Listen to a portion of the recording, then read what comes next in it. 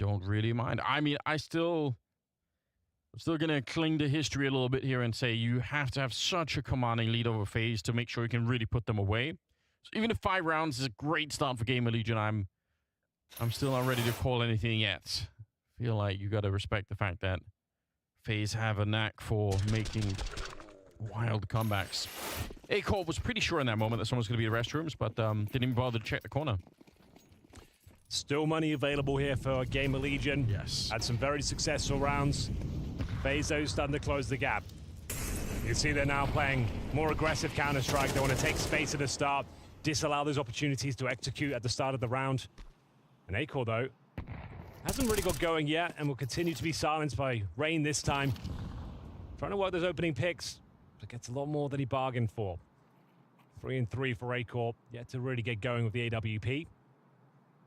But still a recoverable round. Got a boost here as Snacks is on top of the tower. Looking towards heaven. Getting some vision towards barrels. Might be able to find Brokey. Oh no, he's one step ahead of you. And that gives it the fact there's 2 players there. Yes, it does. They knew he was up there because of the grenade, so he was so hungry to get that one. But Brokey, he's a very, very difficult player to be up against. And you said it earlier, like he's had enough, and that's kind of, that feels like that's how he plays the game. Like sometimes when you push him too far, and he's going to double and triple down on the aggression, and he'll come fight you. Very rare that I see Brokey just, you know, completely be destroyed in a game. I feel like he's always just a threat. Yeah, iconic player on Overpass for sure. Does his best work on this map and Inferno as well, I would say. But yes. Let's see what he can do. Can he close things down? Looks to be a save, honestly, but yeah. 20 seconds remain. Isaac holding on to A-Core's AWP. Now the money is starting to become a bit of a question mark here. Fantastic start, but now that glory or that hope starting to diminish somewhat. Go 5-3 because FaZe can still win this half. So holding onto the weapons, probably your best bet here. You'll have somewhat of a buy with the 2 saved AKs in the AWP. You can bring out an AK from Kios. So you've probably got like 1 decent buy left before things start to get a little bit more problematic for them. You can see FaZe now realizing they've got to pull the socks up here. They're going to be tested. GamerLegion have come in with a solid game plan today. Going from set pieces or aggressive picks. FaZe starting to deal with it now. Brokey having to deliver a world-class performance here to stay on top. As mentioned, 1 more buy available for GamerLegion here. 5-3. Round number 9 as we get to the latter stages of this first half of GamerLegion's map pick. They want to go past the smoke, fight by the fountain, and Frozen's already calling it in. There is a player along. It's Rops who's sneaking in. Oh, but he got baited into that one. A-Core was ready on the corner. That's huge. Yeah, that's a huge pickup. You're right. So down to Mr. Brokey once again. Needs to be active once more. Needs to try and pull this round back in their favor, at least neutralize the situation back to a 4-on-4. You can see GamerLegion that is pumping the brakes, Anders. Yeah. Waiting for this reaction. They know Brokey's going to be looking for this sort of frag. Give him nothing. Allow them to play themselves.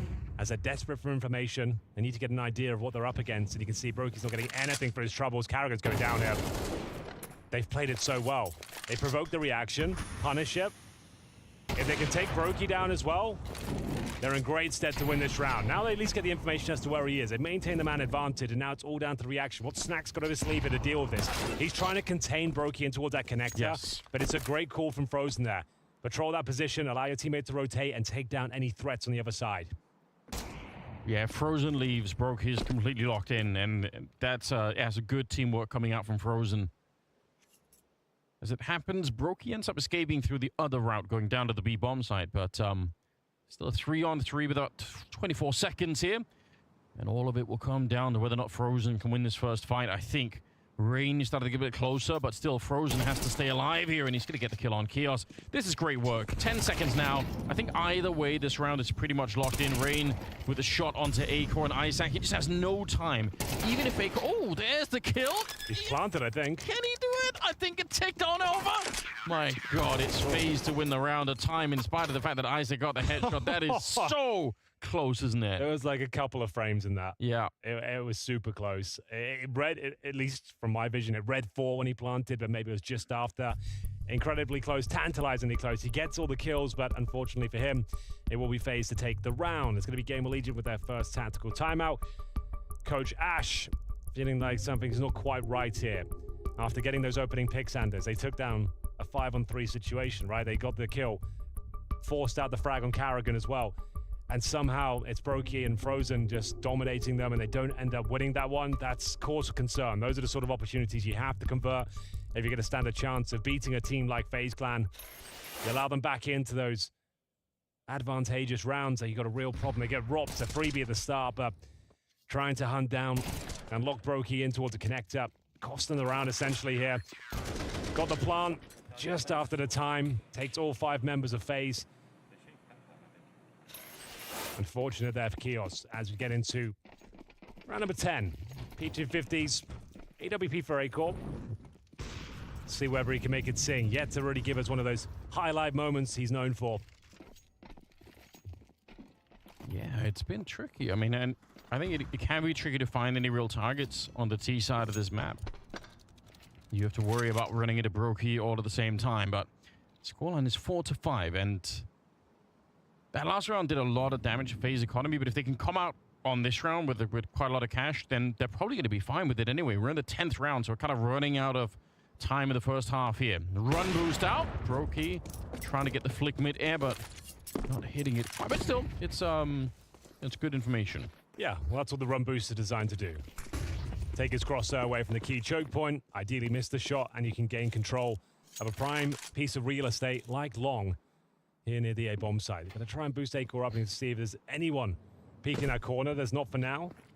Decent control of the map, Anders, but should be quite readable. I'm surprised there's not much of a reaction here from FaZe. Yeah, they are. They're pushing off towards short now.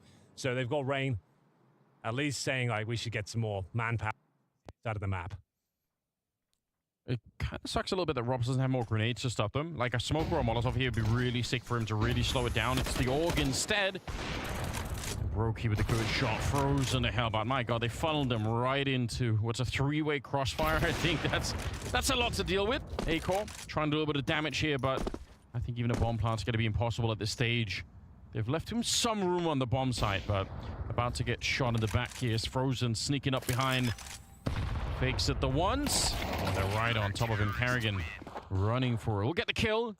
And FaZe are back in the game. Again, in spite of a great lead here for GamerLegion, it's FaZe really started to catch up now. Oh, certainly. And they're quite convincing rounds as well. Even when they're in a 5-on-4 or 5-on-3 disadvantage, they managed to claw these round back. It's Brokey with a beautiful crossfire there. Sure, they give up long control at the start, but they repositioned accordingly, and they are ready for that one. A deep position from Ropt to get the aggro towards the truck, stay alive, allowing Brokey to turn around from the divider and mow them down with the AWP. No problem whatsoever.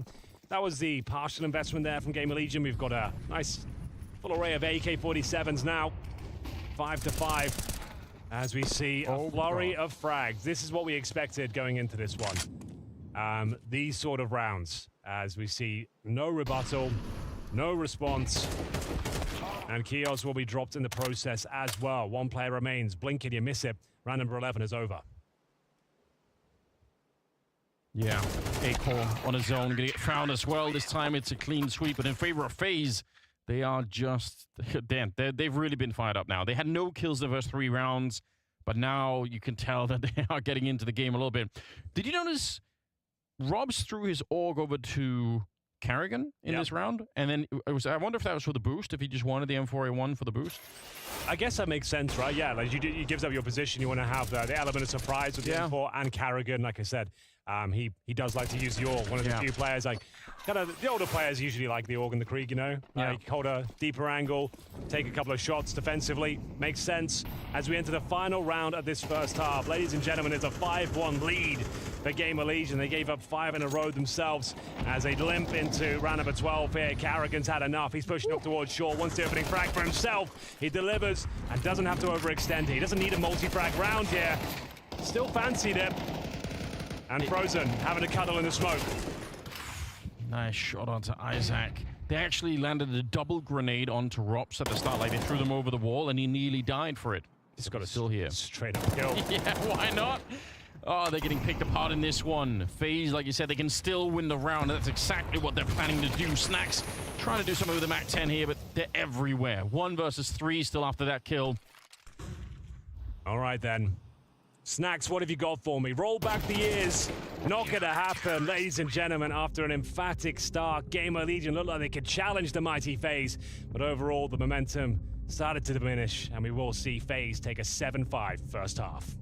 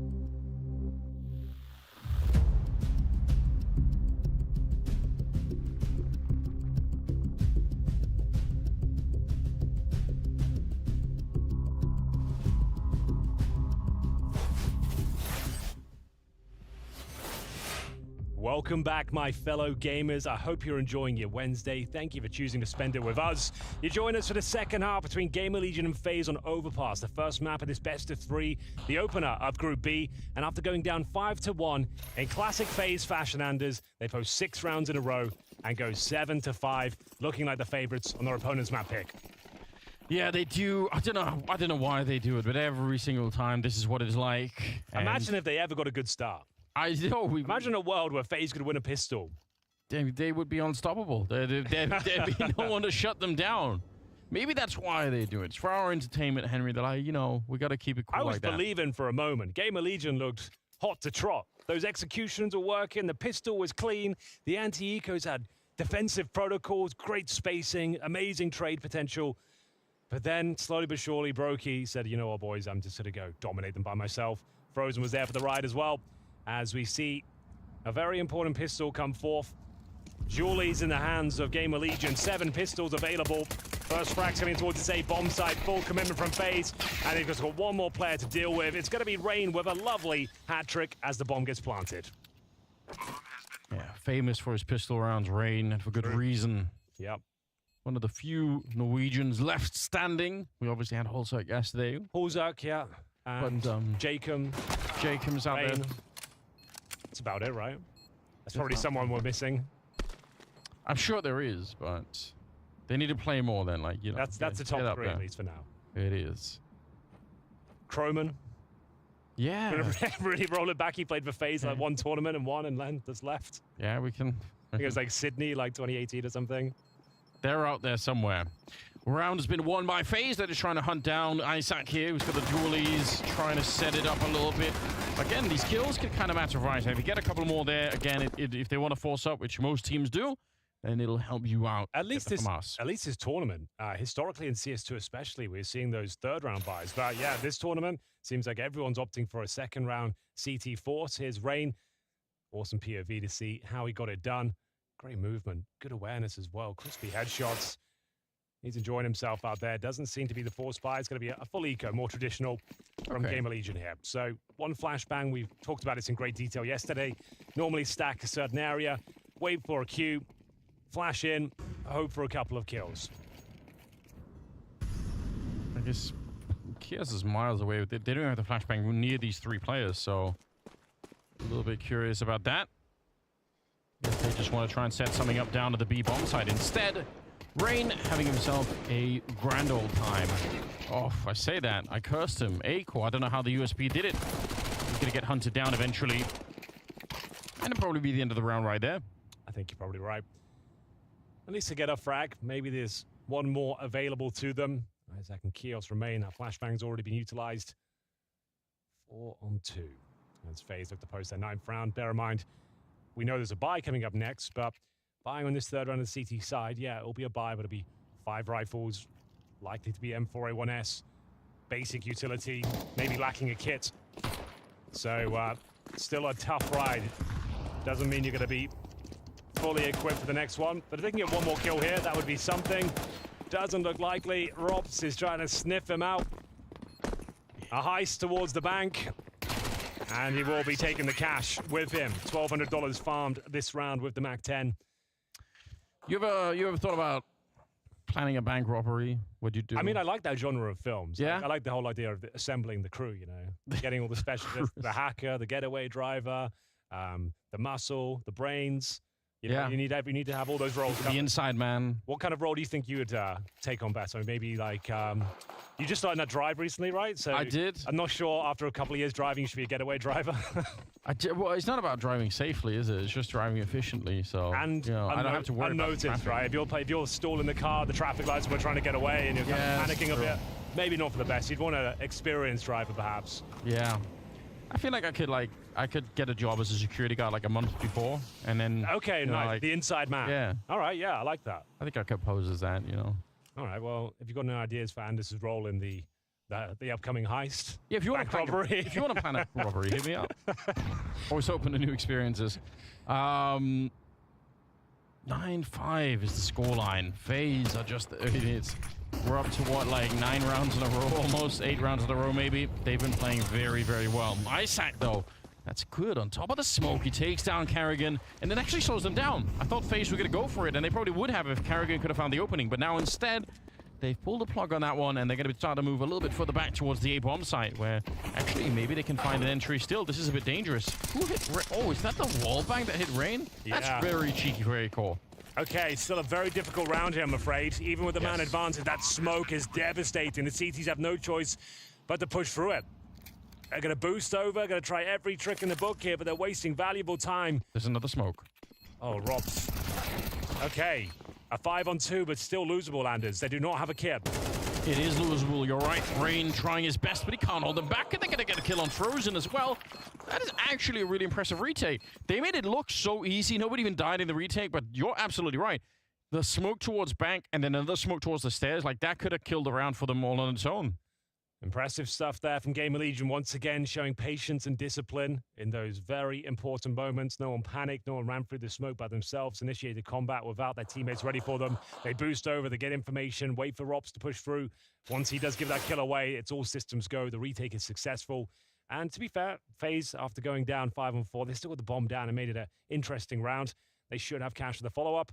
as the game really starts to begin here now. GamerLegion finding their footing early on in the CT side after going down 2-0. They post the first gun round in their favor. Can they keep it up, though, as the AWP for Brokey is out, and it was a real nuisance for them in the first half. Yeah, they really need a good string of rounds right here, I think, to recover some of that momentum they had going at the beginning. It was great. Individually, Isaac's playing really well at the moment. 12 kills on him. Yeah, it's true, actually. Kind of one of the, you know, the lost members of Swedish Counter-Strike. He escaped that scene pretty early on. If you can even call it a scene anymore. Yeah, that's true, unfortunately. Yeah. Harsh words, Henry, but you're not wrong. Unfortunately, they're accurate ones, I think. Like, you know, there's no Swedish cause anymore. Even NIP have, what, a single Swede playing for them now, Rez? Token Swede, that's just to keep some connection. Yeah, it's true. Yeah, what happened? Need Sweden to wake up. It's a new game. It's a new year. New opportunities and a chance for Brokey to open things up here. 40 seconds, quite a start to the round. Oh, spots ahead of one. If he jumps again, you know, Brokey's going to be taking that one. Lots of pressure applied towards the A bomb site. They'll trade blows. Aiko under a lot of pressure. He goes down to 10 points of health.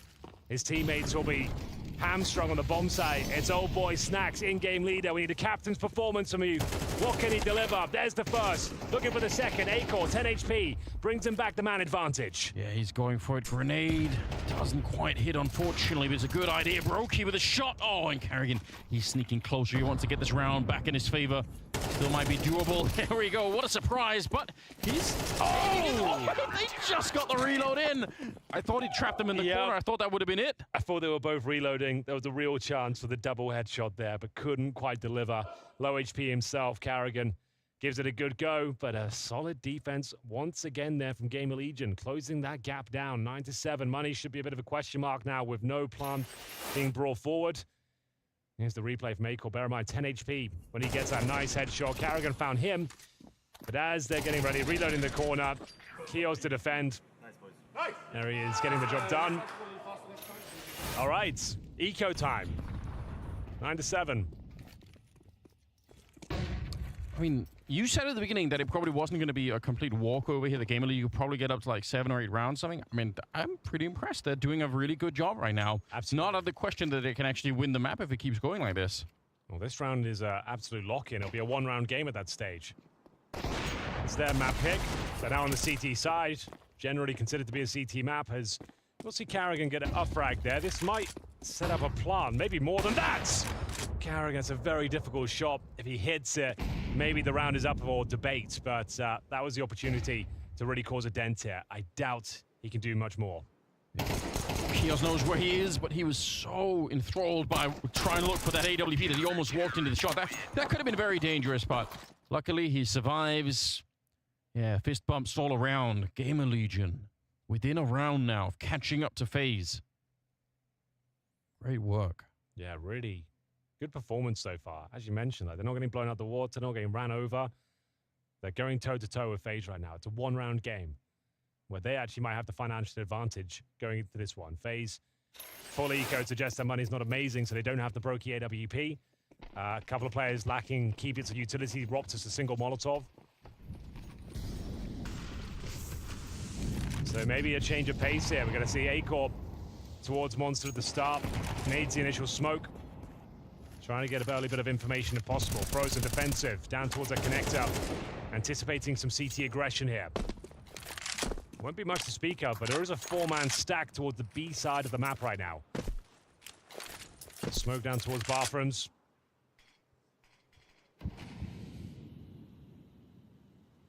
Allows Rain to start to pincer that connector position with Frozen. Trying to claim key territory.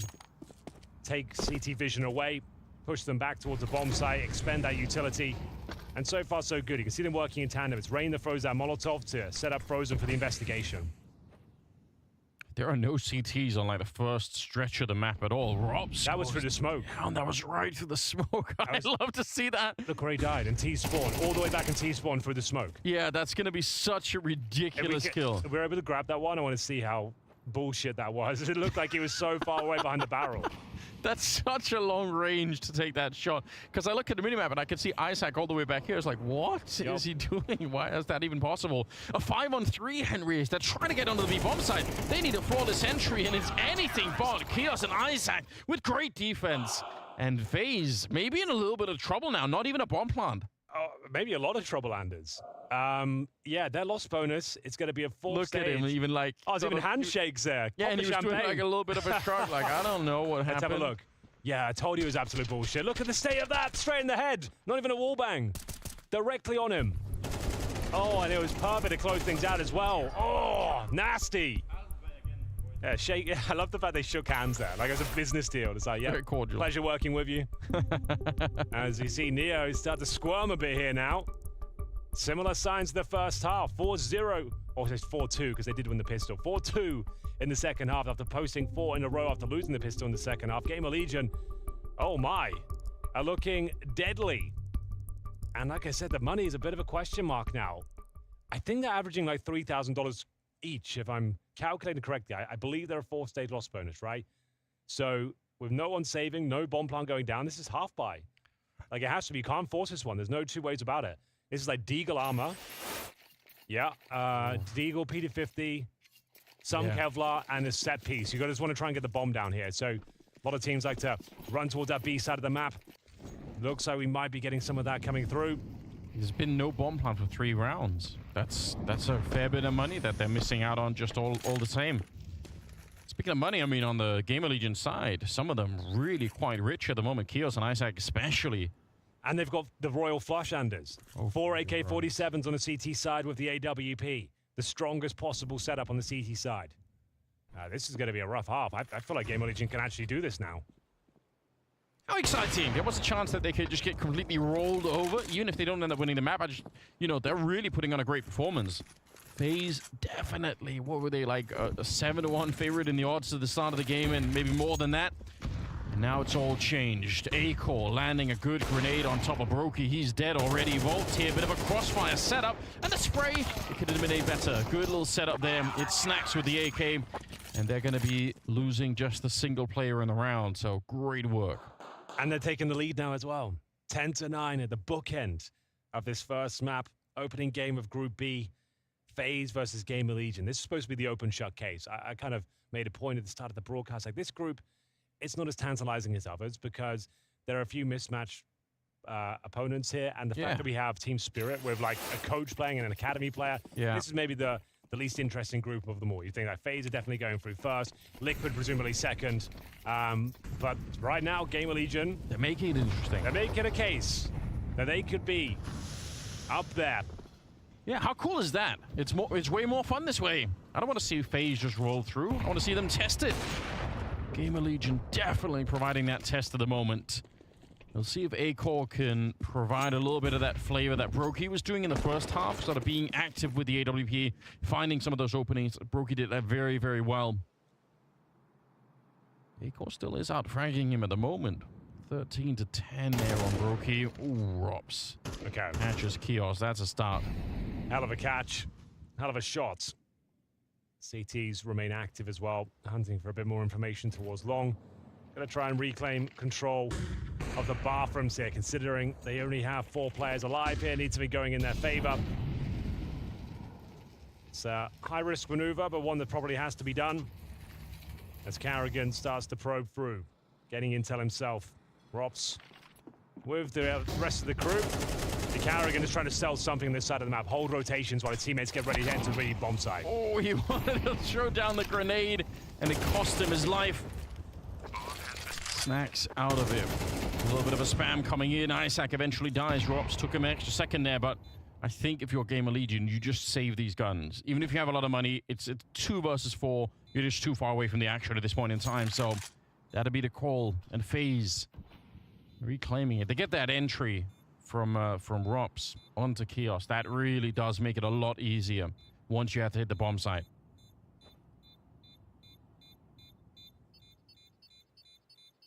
So nothing left at the end of it. Not even any kind of a late fight happening. It looks like they're going to be safe to get the AWP out of there. Tied up game. 10-10. Well, it was 5 rounds in a row for GamerLegion. You could see they were on fire up until this round. We do tie things up, though. You're dead on. 10-10. We're going the distance here. As FaZe break the streak finally. Down to Robs finding the opener. I didn't mind the push there, to be honest with you, from Kios. Like, the fact that they're staying active on the CD side, not just playing the same round each and every approach. It's refreshing to see. But the power of Robs too great this time. As we see FaZe post their first real gun round here on the T side. Gotta be tested the whole way. GamerLegion turned up to play today. Their map pick of Overpass is looking very promising here, especially in the second half. Tactical timeout called by Ash on the GamerLegion side. In-game leader Snacks now to decide on the adjustments. Yeah, and I can respect this. I mean, it's still within their grasp. They have the money. They have probably still have the momentum a little bit here.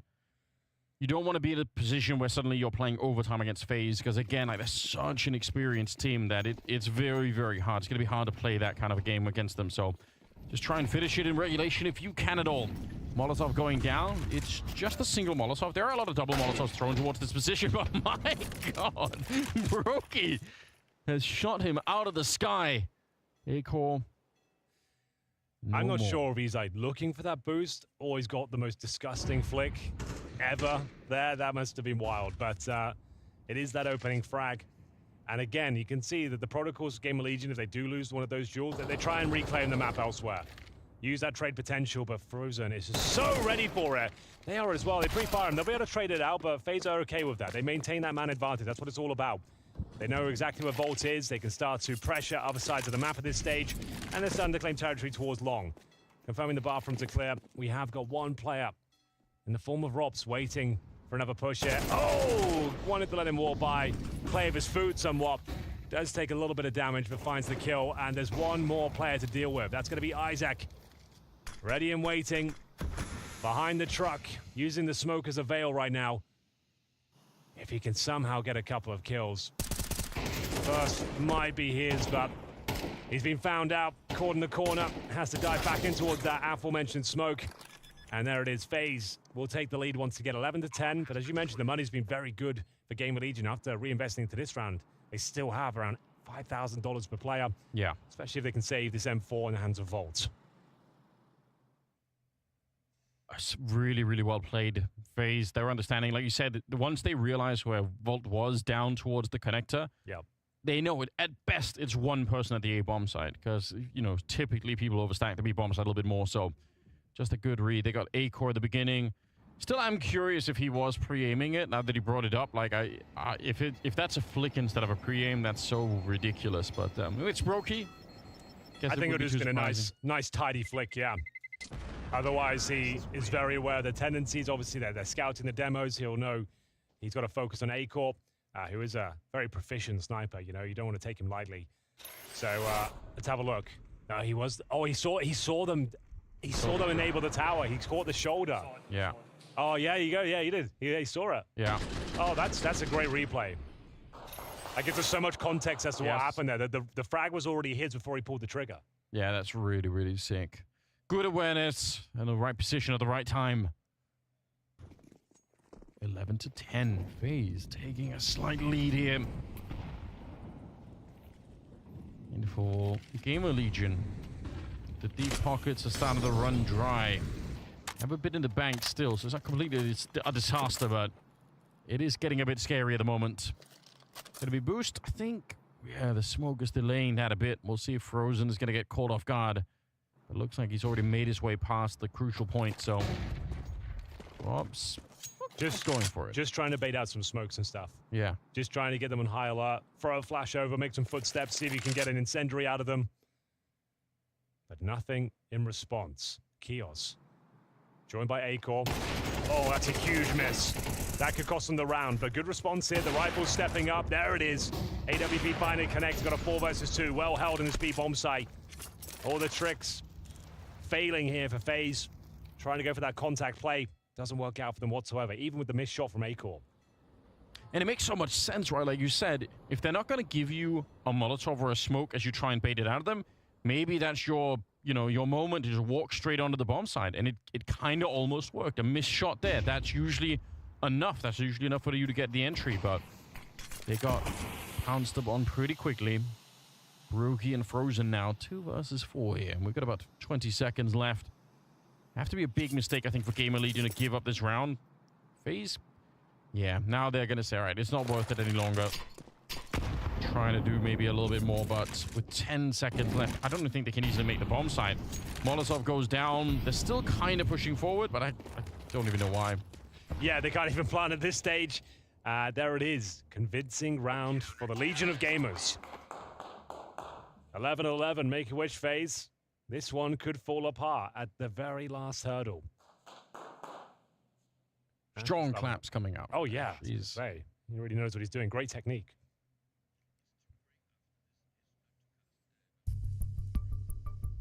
So, Carrigan, what's up your sleeve? What's next? I mean, they've been here many times before, FaZe, and Carrigan has pulled them out from this position a number of times in the past. But you don't have much leeway at all. One single slip up, and GamerLegion walk away with the first map victory.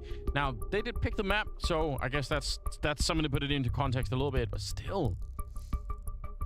Could be interesting. It's not like they were relying on that great start they had either. Sure, they had a 5-1 lead, but then FaZe have been playing lights out since then. They got like 6 gun rounds in a row.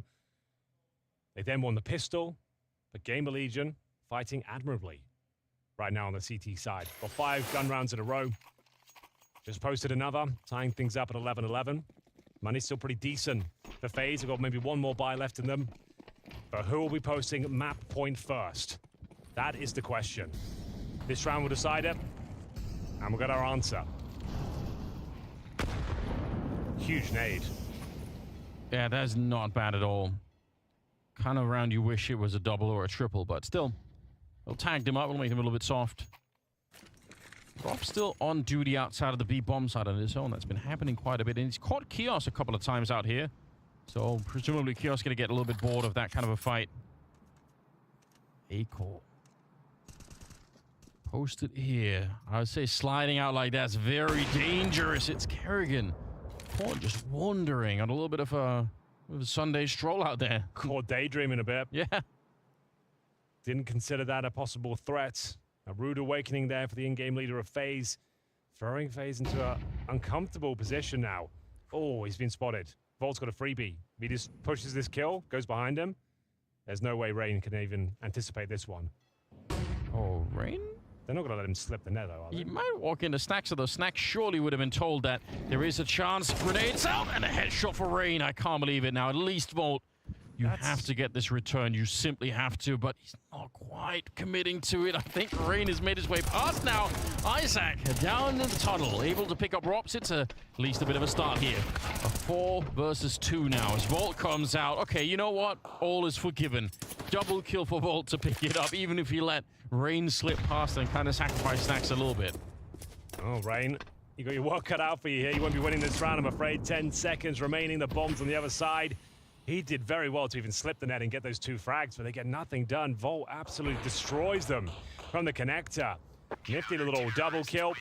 And it is going to be map points for GamerLegion. Yeah, they're playing. I mean, that's unbelievable. 12-11 in their favor. Isaac, I believe, still top fragging. Yeah. So, yeah, they need to spend less time assembling furniture in Sweden and more time assembling teams, Henry. Get on it. You raised an interesting point. This guy was building success. Volt towards that connector. Swings of assertion. And manages to get 2 very impressive kills here. Yeah, pressure is mounting now. We're going to have to need a classic FaZe comeback here. Reset the game. Take us to overtime. Can GamerLegion really do this in round number 24? Like I said, you really don't want to play overtime against FaZe. They are so experienced at doing it.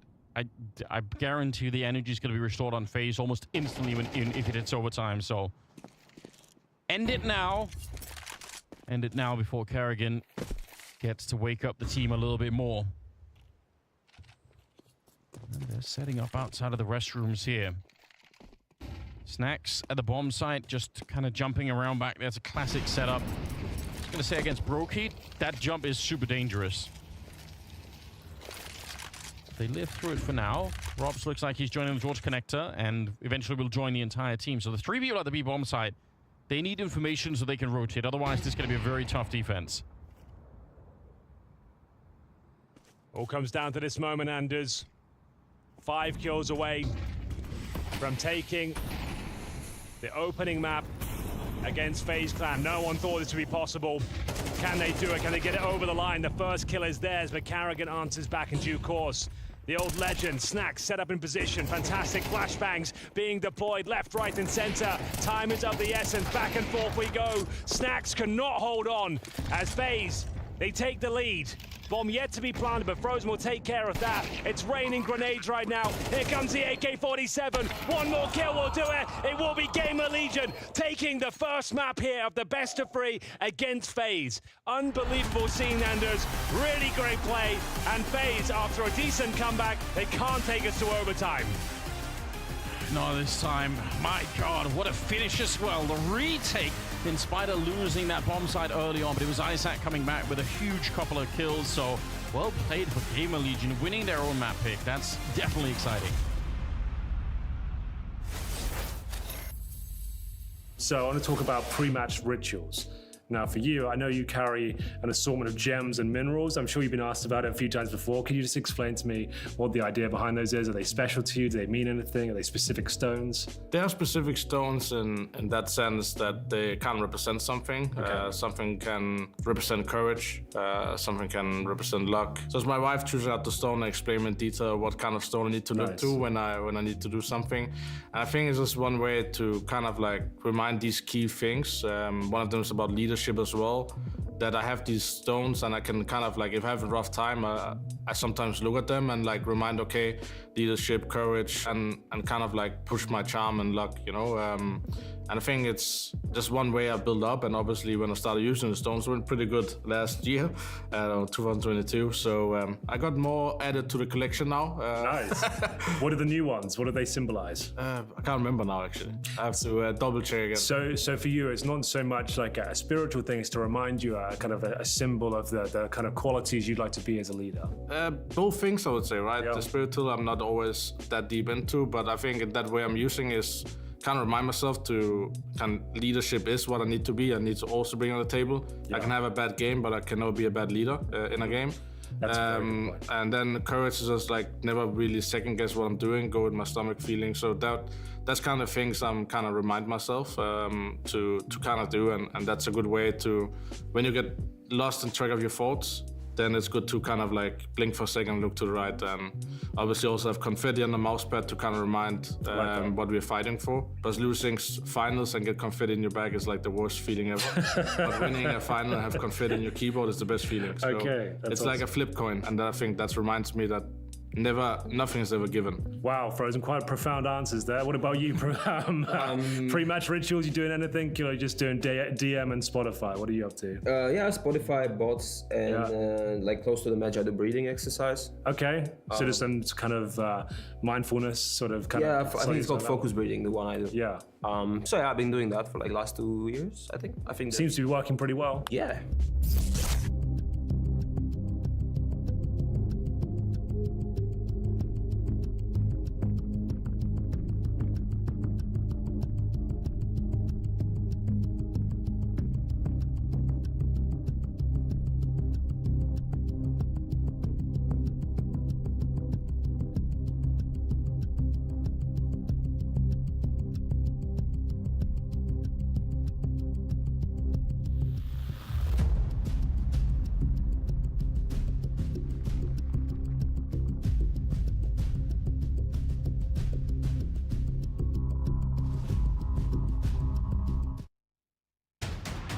Welcome to the Blast Spring Final.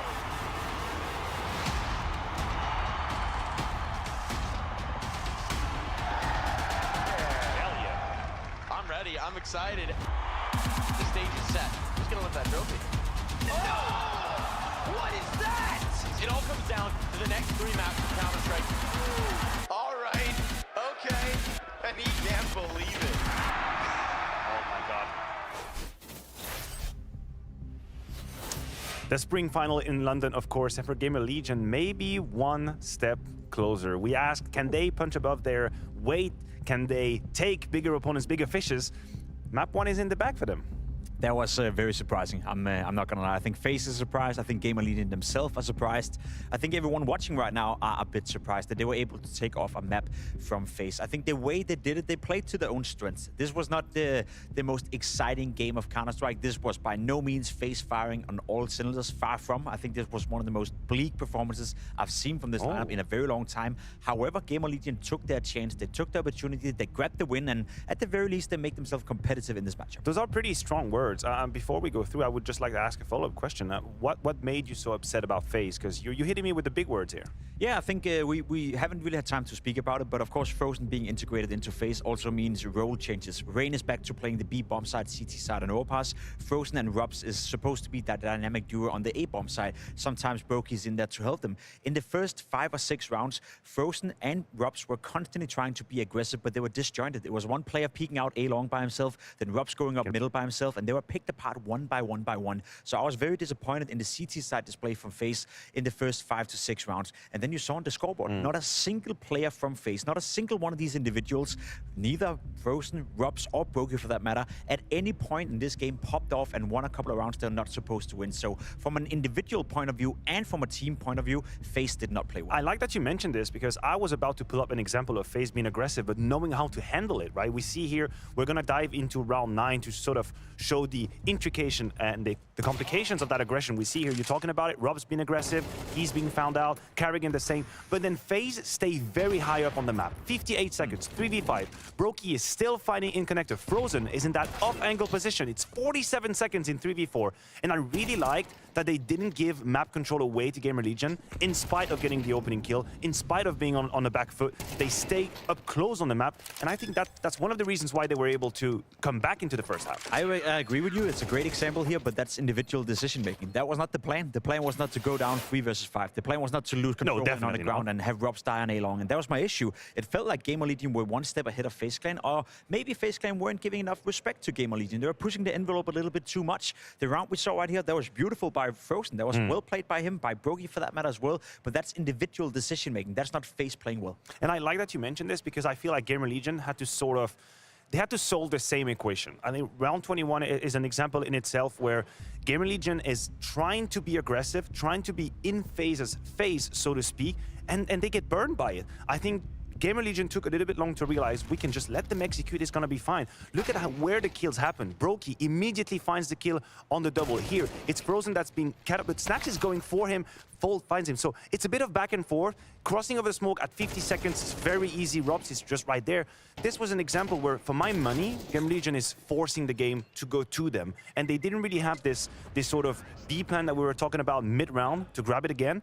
And this is where FaZe should have taken control of the map, 11-10 T-side. I agree with you, and honestly, I don't want to take anything away from GamerLegion because I think they punched above their weight. They played better than we could have expected, but you know, from short-term memory, the fact that we're just getting into the first game here for FaZe Clan, this is one of the worst performances I've seen on a map from FaZe in a very long time. It was uninspiring, it wasn't great, and it felt like they were just a bit rusty, you know. It's been a long off-season, and maybe they need to get rattled into it, but this performance here in Overpass, that was just disappointing. I imagine saying that they're being rusty is not a far-fetched. We are, after all, at the beginning of a brand new season. We had the winter holiday break, but we should give props to GamerLegion, right? We cannot just be talking about how FaZe messed up here. I think Isaac, for example, if you consider some of the positions he plays on the CT side, B anchor is definitely not the most generous one, and I think he was very, very solid. If FaZe lacked a little bit of finesse in how they were attacking, we also have to give it up to Isaac because he was very strong, multi-kill base. Of course, he led the charge on that pistol round, but I do want to focus on the CT side because I think because FaZe were a little bit uninspired, they played simple CS, and he was always ready. He was stepping up to the occasion, no doubt about that. We saw coming into the game the past 3 months, not a single GamerLegion player, apart from Aiko, had a +1 rating, Isaac being one of them just behind.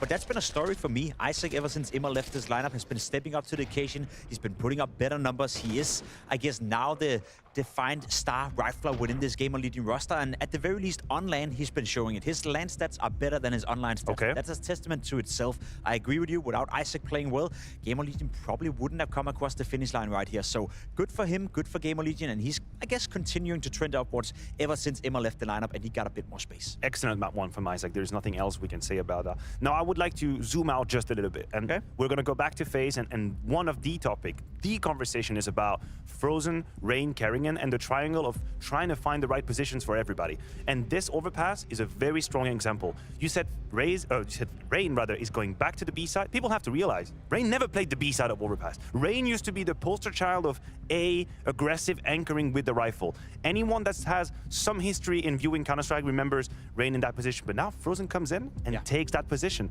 These are some of the adjustments. And first of all, do you think that's the right idea? And second, how long do you think it's going to take for the whole machine to be oiled again? I think it is the right idea. I think we saw glimpses at it at World Finals where it went out fine. I think Frozen CT side, that you just saw right here, that was good. This round in particular was beautiful play by Frozen where he brought back FaZe into a round that they should have lost. However, T-side Frozen was nowhere to be found. I think Rain is good enough to be thrown around in different positions, and he's still going to be viable. I remember during the World Finals, he was playing fine towards the B anchor on overpass, so I'm not worried for Rain. I'm not worried for Frozen. I'm not worried for the CT sides, also the T sides. Okay, your word on the T side. Now, we're going to move on to Ancient. This is FaZe's map pick. I imagine they're going to be put on the CT side. I think people have obviously a very big liking for that T side. Is there any reason I should worry? Any way we should start being worried? I'm not going to put you on the spot. You were very clear about how easy it's going to be for FaZe. Is there a point in your mind we're starting to have doubt, or is it just, we just extended this series? We extended to 3 maps. Yeah, I mean, you look at the map win percentage right here for GamerLegion, and that doesn't really inspire you that much. However, I must admit, yes, I expected FaZe Clan to beat GamerLegion quite easily, and GamerLegion should lose to FaZe 9 out of 10 games. However, FaZe was super, super rusty. I'm not trying to downplay it right here. I think what I saw from FaZe and Overpass was some of the most lackluster Counter-Strike, some of the most uninspiring Counter-Strike, and they just feel a little bit rusty. So yeah, going into Ancient, nothing points in the direction of GamerLegion. Nothing gives me confidence that GamerLegion are supposed to win. But if FaZe Clan is playing the same level of Counter-Strike we saw in Overpass, they're dragging that into Ancient as well. I'm not going to say GamerLegion can win this 1-2-0. I think they're more motivated, I think they're more ready, and I think they're right now in a position where they can make the upset. Okay, fair enough. I'm hearing you. One of the things that we heard from Carrigan in interviews as well is the voice of Frozen and how he can potentially be a co-leader. He can potentially chime in. Do you think the T-side is one of these moments where we need to hear more from Frozen, where he needs to have that pre-value as well? Because I agree with you. CT side, I'm quite confident FaZe is going to find a way to make it work. There's just way too much power from coast to coast. T-side, do we extend them a bit more time to figure out how are we working, what is the protocol, how much space is everybody having, or do you think Frozen should immediately have that impact on the T-side? I think he within short term will have immediate impact. You know, this is Blast, this is the first tournament. Give them a couple of games to get warmed up. This has also been a historical thing for FaZe. We've been here many times before, Matthew. FaZe are always slow starters into the year. They never come out banging. They never come out playing their best brand of Counter-Strike. We're always worried in the beginning of the year for FaZe Clan. We're always worried after a summer break for FaZe Clan. It takes a bit of time for them to get warmed up. So yeah, for now, maybe we're not going to see the full potential of Frozen and the T-side aspects, but I bet you 2-3 weeks from now, I wouldn't worry at all. No, I'm not worried either. Now, in the broad term, right, let's talk about the beginning of the season. How beneficial can that be for FaZe to miss the mark on map 1? How much of a kick in the ass is that? Is there a world in which no, I want to say the right way to start, because obviously it isn't, but help me find some of the positive that could come out of, hey, hold on a second, did we just lose map 1 to GamerLegion? What the F is going on? Well, sometimes you need a kick in the butt in order to get started. Everybody can enjoy it here and there. Everybody can enjoy it once in a while. However, for FaZe Clan, We're I'm not not sure whether this is a kick in the butt or this is them coming in slow to the season. As I said, we've been doing plenty of segments for many, many years, Matthew, and I feel like every single time we see FaZe in the beginning of a new season, they struggle a little bit. They're losing to teams they're supposed to beat. They play close games against teams they're supposed to own. That's not the case for FaZe, and it has never been the case coming out of a break. So I see a great opportunity right here for GamerLegion to make an upset. However, if I'm faced with all that star power within the lineup, I would be severely disappointed if they're not winning at the very least their own map pick. Okay, so the tune is changing just a little bit here on the desk. We say there is blood in the water, and maybe GamerLegion is smelling and going for it. And there's Henry. Do you think there's a world? We had the same discussions as you in between the maps. So looking at Ancient, it's not where GamerLegion do their best work at all. They're currently 0-8 in the last 3 months, and then you look at FaZe, they've won every single outing So it doesn't look great in that regard, but they do have the wind in their sails. I will say I spoke to Acor about their map pool in general. He said he doesn't even like playing Ancient as an individual. Oh, okay. That doesn't really bode well at all. I think Pim might be onto something here. I thought we're going to 3 maps. It'd probably be closely contested. I don't think they're going to get blown out of the water here, but I feel like no 2-0. There's no way.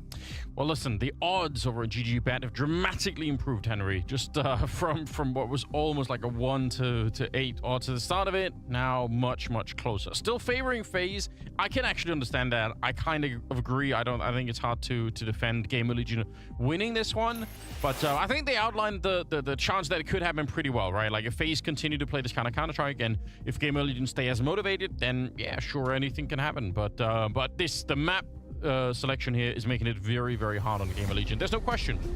No question at all, but maybe a miracle can occur. GamerLegion are yet to win this map in the last 3 months of 6 outings. Not their best. All the more spectacular if they did it today. That would actually be really sick. Like, what a comeback it'd be. Well, we are on it. Second map is here. It's FaZe starting on the T side. GamerLegion on the CT side. And already, it looks like FaZe is setting up for a bit of a B execute. With 5 players on this side of the map, I think you might be onto something here. They've got a couple of smokes for short and long. Molotov to flush out potential CTs on the other side as well, as they take full Jaguar control at this stage. They've actually got no contact whatsoever. There seems to be a bit of an anti-strat, Anders. They didn't use any utility. They haven't used any pace. There are the 2 smokes. Yeah. Molotov will be coming in momentarily as well. And the flashes, it will have to be a retake now for GamerLegion. Well, I think GamerLegion is playing for that because they have the double smoke and the kit themselves. So I'm pretty sure this is going to be an attempt to just try and smoke it and defuse and hope that there's so much chaos that you somehow get the defuse off, because they're so far back. That's the only explanation.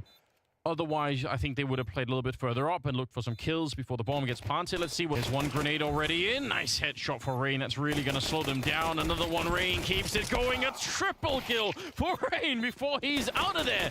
It's Acor with a kit on his pocket, but it's not going to make any difference whatsoever. I think they wanted to try and do that, but obviously they run into the Norwegian superstar and it's all over. Yeah, they seem to have a solid read as to what they were up against there on the FaZe side. It's very unusual just to go for a contact walk play through the cave position with no real utility deployed. They seem to understand that GamerLegion like to play a retake setup at that point. Full execution, the double smokes as we described, and the Molotov down towards the default area. Bomb planted, and the retake is not possible. It was Rain that got 3 kills on the T-side pistol on overpass. He replicates that form here and gives FaZe, finally, a good start here as 2-0 is looking very likely. Full eco now for GamerLegion. Nothing really invested apart from an Acor P250. That is about it. Oh, what a lineup. I'm so sad, Henry. I want that. That was such a perfect quad spray down. I've never seen anything. He gets nothing. It's true. And looks like the round is going to be absolutely fine. They've got an AK-47. I don't think they hold on to it, though. The MAC-10s will go for a little hunt here. To their demise. Carrigan stopped by Snacks, and now that AK could be saved. It's huge if they can. What a thing to steal. They didn't do the force up, so they're going to be in a position to maybe put some real effort into the next round. That extra AK. All right, got to be careful now. They are kind of getting aggressive on here from the T-spawn position. No one pushing from the other side. Oh, the peak is out there. Snacks. Pick up the AK. They don't get it. Oh, that's such a shame. I mean, there's a lot of damage, but still. Absolutely. That was a full eco. They get 3 kills. Sure, they don't save the AK, but that's much more than you expected. As we see that first frag towards the B ramp, and then a couple more, courtesy of the AK-47. Nice work. There will be a gun round here from GamerLegion after a rough start here, going down 2-0. It's FaZe. They're going to be brittle financially after giving out 3 kills in the previous round. Yeah, not the most exciting start you could have had for FaZe, but let's see if they can make up for it here. MAC-10 on Carrigan. I love this. This is one of my favorite things about Carrigan, how wild he can be. The boost is... No! Oh my God! Chaos! How did he do it? Snacks showing up just in time to take down Frozen. I want to see that 180 spin in slow motion. I want to see it from every single angle. I can't believe Carrigan should have won the round right then and there, but somehow he gets cancelled out. Rops now in trouble and shut down by Volt. What a ridiculous turn of events. Carrigan's going to have nightmares about that for years to come, Anders. That is wild. You've got 2 free kills, essentially. No one's looking at you. How does he not get one? How's it possible? What the hell? Well, that should have been it every single time. Oh, Carrigan. He couldn't have threaded the needle any better. They had no idea. They didn't hear him. Of all the chaos, they didn't even notice he was so close. Basically touching them with the MAC-10. And he doesn't get a frag. That's the thing. It's such a sick play to begin with. It really is. And then it just somehow backfires. Acor smart to not try and face that afterwards. That's kind of big. He made sure he disallowed the rifle, make sure he blew it back with the grenade. So that's something at the very least. But they did bring a Brokey AK-47 here. He gets 1 kill for his troubles, but bear in mind, everyone else is eco. We've got Rain at least with some Kevlar. Can he do anything with this AK? And this is all just by virtue of that round number 2 against a full eco, losing 3 players. It really sabotaged their finances. 1 round, they were left in this problematic scenario. Rain, good for 1. They'll recover the AK once again. They're making this round at least complicated. And another beautiful headshot. Now, GamerLegion needs to be very careful. They've maybe overextended a few of these duels. This is what it traditionally meant to have, the hero AK. Like 1 AK you just pick up and it keeps going. It's been working extremely well, although unfortunately they might run right into the nade here. Carrigan quite lucky to be alive on that one.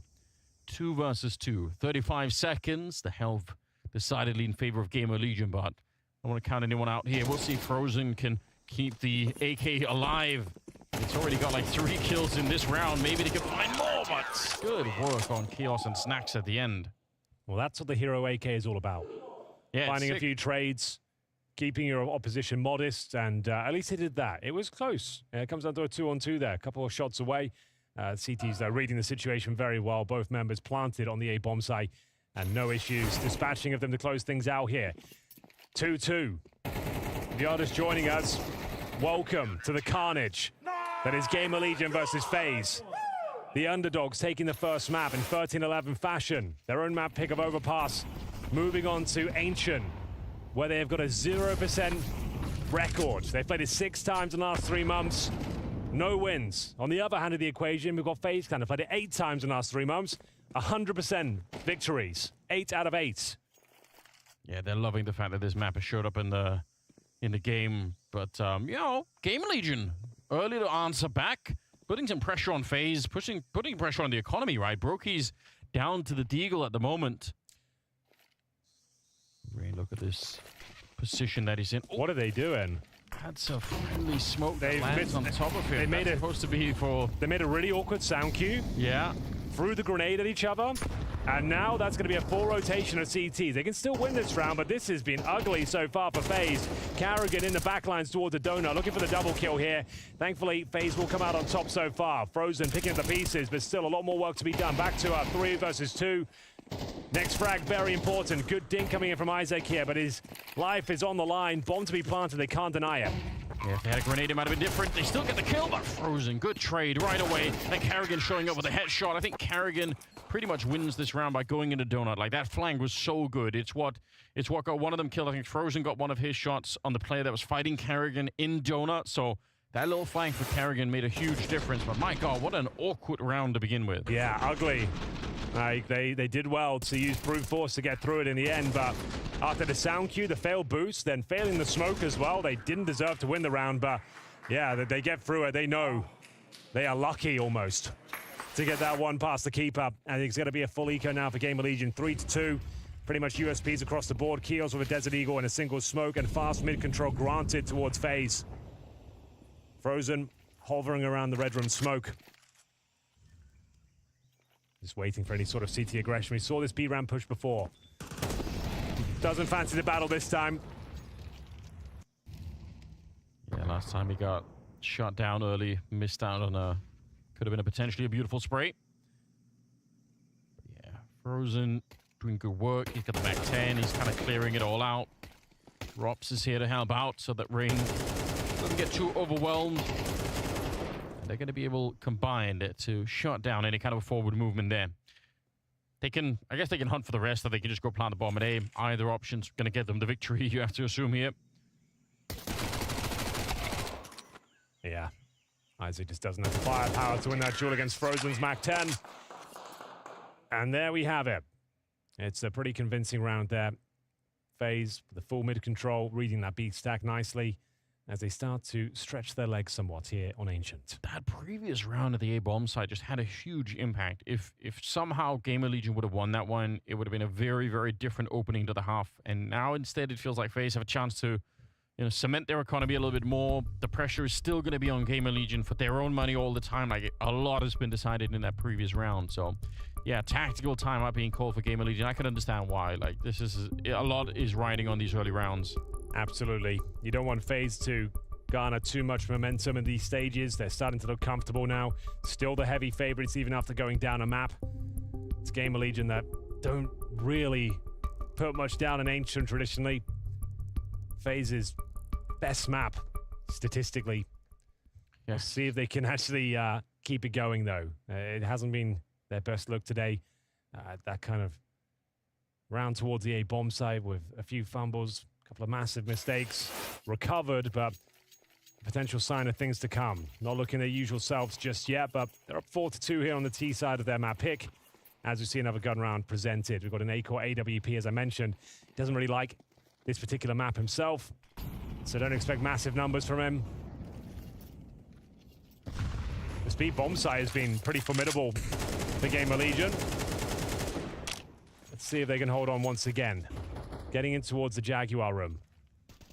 It's going to be old Snacks as they have 4, make it 5 players on this side of the map, Anders. Full execution coming in once again. Yeah, they're really going for it. Chaos put to the test, the jump through the Mac 10. He nearly gets the kill on Frozen. That would have been quite something, but it's very hard to deal with. And carrying and kind of fulfilling his role, just off-putting that defense just enough. Snacks with the shot, and they're putting some damage onto Brokey. He nearly got killed and trying to plant the bomb, I believe. Now he's towards the cave, looking for Snacks. He's got the right idea, and he'll get the kill on them as well. 3 versus 3. Help advantage for GamerLegion. They can still get this retake underway. They've got the defuse kit on Isaac as well. See if they can actually make this one work. Rops, plenty of health on him, but a shot to the smoke. They line up for him. Rops! Oh, what a double headshot. A lot of trouble for Isaac. Even, he's got the kit. He's got the kit. He could just barely do it. My God, that is close. It's an absolutely gargantuan round there for GamerLegion. They needed that one desperately, and they managed to make it work. It comes down to a 1 versus 1. It was back and forth. It looked like it was all going to fall apart after losing the first frag, but they made up for it, doing significant damage on the plant. His first frag goes in favor of Keos. They trade him out. It doesn't look good, but Snacks holding strong in the cave. He bought them some time there, did considerable damage himself, and the MP9 to close things out there. They did lose 4 players, Anders. They'll survive with maybe just the AWP or a rifle. Looks to be the latter, and you can see they've got 3 MP9s to try and win this round. This is, if they can pull this one off, maybe the 2-0 is possible, but it's an incredibly difficult round, and FaZe know it. Picking up that pace once again. Nothing up against him. Smoke down towards Donut. Red from Molotov to deny any sort of access. A missed shot from Acorn, a missed nade from Rain. The nades have been pretty awful today for FaZe. But no harm, no foul thus far. Snacks exploring his options towards middle. Does he have a window of opportunity to actually punish this? Don't shoot your teammate. There we go. They're going to find Rain one way or another. He was definitely dead. We'll upgrade the MP9 of Snacks into an AK. Well, now they know B's clear, Anders. Yes. They've got so much information here. So they're on high alert towards middle. Red room, of course. A major part of... What are you doing? Why is he jumping? That happens to Brokey so much. He either quick switches or jumps randomly. You and I have casted him do that so many times, Anders. Yeah, we have, unfortunately. Like, it always seems to be like a quick switch to a nade or a random jump. Like, something's up with his mouse. And that was something. He was in the spray for a long time, Yeah. right? Like, you're not doing anything else And other than... it looks like, yeah, it was a labored spray, but still he was going to get the kill. But then he jumps. And it's just, that's a misjump. That's like, if you're not aware, most pros will jump with their mouse wheel scroll. Yeah. And some mice, even to this day, modern mice still like have, if you don't put it exactly where it needs to go, like 1 out of 10 times, it'll just flick it by itself and give you that kind of unwanted jump. I mean, you just see it from Brokey a lot. Like, well, not a lot, like once every 5 games, but like in big moments like that, and the camera's on him, and it's a key frag, and then it happens. Yeah. And surely it's a source of frustration as well. Like, even if it's not Like the frequency is kind of low. Just the fact that it happens every once in a while, like that'll tilt you. It's you know? always him. It's very odd, but that is a very important kill. If they get that quickly, storm the A bomb site, you never know. But that's the SMGs, Anders. Look what they did. They stented with 3 MP9s. They leave with 3 AK-47s and no casualties. What an upgrade. What an insane upgrade. Holy. So, yeah, nice work from Acor here. Like, they got the kill on Rain. That was guaranteed. There's no chance. Look at the jump. Oh, no. It's awkward. It's so awkward. Yeah, you hate to see that. Yeah, a couple. Karrigan obviously missing that kill on the tower. The little jump here, I mean, it all adds up in the end, right? Yeah, there's lots of unforced errors. Some of the grenades we've been talking about sort of missing a little bit. Oh, speaking of grenades, that's an absolute monster. That is huge. Snacks throwing out, I believe, the curva raqueta, as they say. Yeah. Holy moly. Oh, this one just got a lot more interesting. We didn't think GamerLegion would stand a chance here, but this is a T-sided map after losing the pistol. They've got a 4-4 scoreline. Arguably, well, not even arguably, they've got the better buy here. Once again, Royal Flush sort of area on the CT side. 4 AK-47s and AWP, the strongest possible setup you can have on the defense. Double orbs not as meta as they used to be. So this is the new Royal Flush. As we see, damage exchange, Isaac and towards Donut, down to 21 points of health. Acor patrolling that red room. Oh, need to be careful here. Yeah. Time is of the essence on FaZe's side as well, and Acor moves away at the worst possible time. Very tricky, although he's good enough. Stands his ground and able to pick up the kill on Frozen. It's a bit of a start here. FaZe, they don't have a lot of money. They have no money, in fact. They need to win this round. Good trade coming in from Volt. Still securing that man advantage. Snacks a little bit. No! God, I can't believe it. He should have been dead. That's the Rain HP, though. Bear in mind, here's the player that got naded down, and those nades, that chip damage, all has a knock-on effect, and so might this play from Rops. If he gets the one tap there, you never know, but GamerLegion with a very solid round there. Great team effort, good coordination once again, and they maintain the advantage. 3 players survive. The game now going in their favor. FaZe, there's something not quite right here today. They don't look like their usual selves. I know we're off the back of the break. It's the opening of the group, but they've been in boot camp mode, you know? Like, you don't expect these sort of basic errors coming in from FaZe, and we've seen a few of them now. And they're down to an eco. Wouldn't even call this a partial buy. Sure, they've got deagles, but look at the distinct lack of Kevlar. No grenades to speak of. We've got a fast-paced deagle to lead the charge. Karrigan going to throw himself to the wolves. As he tries to make his way up the ramp, he's greeted by the AWP of Mr. Acor. Yeah, he's starting to put it together a little bit himself. I'm really shocked at what I'm seeing. You look at the map statistics, they talked about it on the desk between the maps here. I mean, there's just no easy path to victory for GamerLegion on this particular map. And the next one would be Nuke if we can even get to it at this point, but in terms of the depth of map pool here, FaZe should have them every single time, but GamerLegion showing us something else right now. It's really quite exciting. All GamerLegion have to do in this round is stay put, don't give up anything crazy. There are some deagles out there, you already know that. Yeah, Snacks. Careful now. Look at that. Okay. Fair play. That was Frozen at the bottom of the ramp. He actually hit the shot on Snacks as well. How has he done so much damage? That's pretty crazy. But about 40 seconds now. Well, they've done well to at least expend the utility on the CT side. They won't have to run the gauntlet now to enter a bomb site. Still very unlikely they win. With Acor and Snacks low, those are usually your B players, right? This still could have a few more twists and turns. Not for now, at least, as we see. Okay, Acor, remember, he's low. He can't necessarily challenge this again, and Brokey, look at that bomb planted as Rops gets ready to swing. All of a sudden, this looks possible. Bear in mind, Rops does have Kevlar. They should have never got this close. They knew they were outside of the B bomb side, but some of the early chip damage really coming back to haunt GamerLegion now. The retake is on. Isaac walking up behind him to find a free kill. Maybe it'll set it up. Volt! Oh, he barely lives! No! He can't land the shot. Look at how low they are, Henry. They almost both died then. Oh. GamerLegion get away with one more. How did that not connect to the head? That Desert Eve, he gets that kill. All he has to do is duck and weave and try and get one bullet on the last remaining player there. That is shocking. They keep getting away with these 90-degree flicks. Like they're out of position. Looks like they're certainly dead. Even after the heroics of Rops, it's not quite enough here. Oh, that's the moment. If Brokey gets that kill, I dare say there was a chance there. Doesn't happen, though. And it will be GamerLegion continuing to impress us here on the CT side of Ancient. Who would have thought it? It's one of the matchups I was like, well, sure, it'll probably be a good game, but there's going to be a guaranteed winner at the end. Now all the expectations are out the window. They're a map down.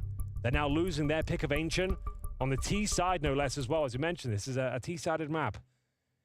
And now, after a close eco, they are back to the full array of rifles and maybe a Brokey AWP. There it is. And a couple more rounds to go. 6, I think GamerLegion would be happy with. Like, if they can get one more here, it's not too bad. It's actually looking like they might be able to 2-0 this one. Might being the operative word. FaZe are an incredibly difficult team to put to bed. Yeah, they are, and I think the CT side's going to be really, really good as well. Finding Karrigan and Rain over at the B-bomb side is never easy. They kind of invented that whole style of defense on the map when it came out.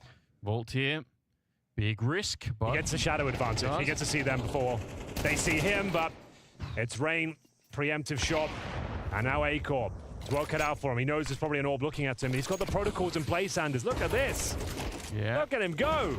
Gets the smoke down. The flash is deployed. The smoke is also in position, but it's not quite enough. Karrigan pincering from that donut position. This is surely a FaZe round, but one more line of defense to get through. Karrigan with the hat trick. Huge. Captain's performance required there. He delivers it. Penultimate round goes in favor of FaZe. 6-5. Money absolutely fine on the CT side, especially if Snax can save this weapon for the last round of this half. What a half it's been. Yeah, hard to predict that it was going to end up this way. What a round from Karrigan. Pretty much winning it, finding A-Core in the corner, but also, I think one of the previous rounds where they were attacking Donut, it was also kind of Karrigan setting that one up, so might not have the most kills, but some of these rounds that they have are kind of made by Karrigan. Man, if he would have had that kill with the Mac 10 earlier, like, it could have been a very, very different experience for FaZe overall. There's been so many of those, like, weird scenarios where you feel like, okay, guaranteed FaZe kill, and it just doesn't happen. And then so a few fumble grenades, the miss jump from Brokey. Just a whole like, package of errors for them. But let's see what can be done in this final round, ladies and gents. This is the second map of our best of 3. Third, if required, is going to be Nuke. Yeah, another quite difficult map, I think, for GamerLegion to try and win on. But you know, let's just see where this goes. I think if GamerLegion can win this one and win the pistol in the second half, it's on. Here we go. Trade to begin with. Isaac's going to get out duel. Karrigan really started to get himself warmed up a little bit here. A-Call repositioning, but this is surely going to get grenaded out. Yeah, he's already feeling it. Almost dead from the Molotov. Snax gets a single one in return, and Chaos trying to help out. He will get Brokey. 2 versus 2 after all of the drama at the A-bomb side. Well, everything calms down just for a second at the very least. Oh, he spots him. Got the shadow. Robs knows exactly where he is. This can be a pre-fire towards Snax. He is none the wiser. This is another scenario where they've got a locked-in kill. Every time they get one of these opportunities, though, it seems to fall against them. This time it's converted, and it's a very clean finish here. It wasn't looking like a favorable map for GamerLegion, but they've made things very competitive as we split things right down the middle at 6-6. Speaking of rebuild and maybe speaking of a comeback, like Snax, like seeing you back in Tier 1 CS, how are you finding the transition, being back in the game, CS2, like how are you feeling as an individual right now? I would say it's pretty good. Like I was playing it with the Polish teams a bit, like probably with like the core of the last 9 lineup as well. So it was pretty nice. Obviously, I didn't play in Tier 1 for I think 3 or 4 years. So and I also changed like my role to be an AGL. So but I was doing it before, like VP times even. And everyone had to go in VP, right? Like everyone had to go at one point. Yeah, like, I think maybe not Bialy and Pasha actually. I don't think so. They were like AGLing in the VP, but like me, Neo, and Taz mostly were just like swapping training, and I was even sometimes doing like full rebuild of the strategy like in the team. So I would say I like the guys, and the transition to even CS2 from CSGO is pretty nice for me. I like it. Obviously, it's not the perfect game yet, but maybe in 4 years, maybe 7. Do you feel like you've got a fighting chance of making it through this group? I think so, yeah. Like I would say it's a tough group, obviously. Spirit is not in the full power, I would say. It might be okay. Like I don't know what to think like about Liquid. We didn't play them yet. I don't think so. They have any matches online. Obviously, it's something different when you play in NA than in Europe, for example. So it's hard to tell, but I think we have a chance. Like you seem excited, Snacks. You seem like you're ready for this tournament. You actually want to do some work, yeah? Yeah, I actually think like we are pretty solid right now. Obviously, if we can like manage to put the work with it in bootcamp to the server on here on the event, I would say we have pretty good chance to go through groups and do even more damage.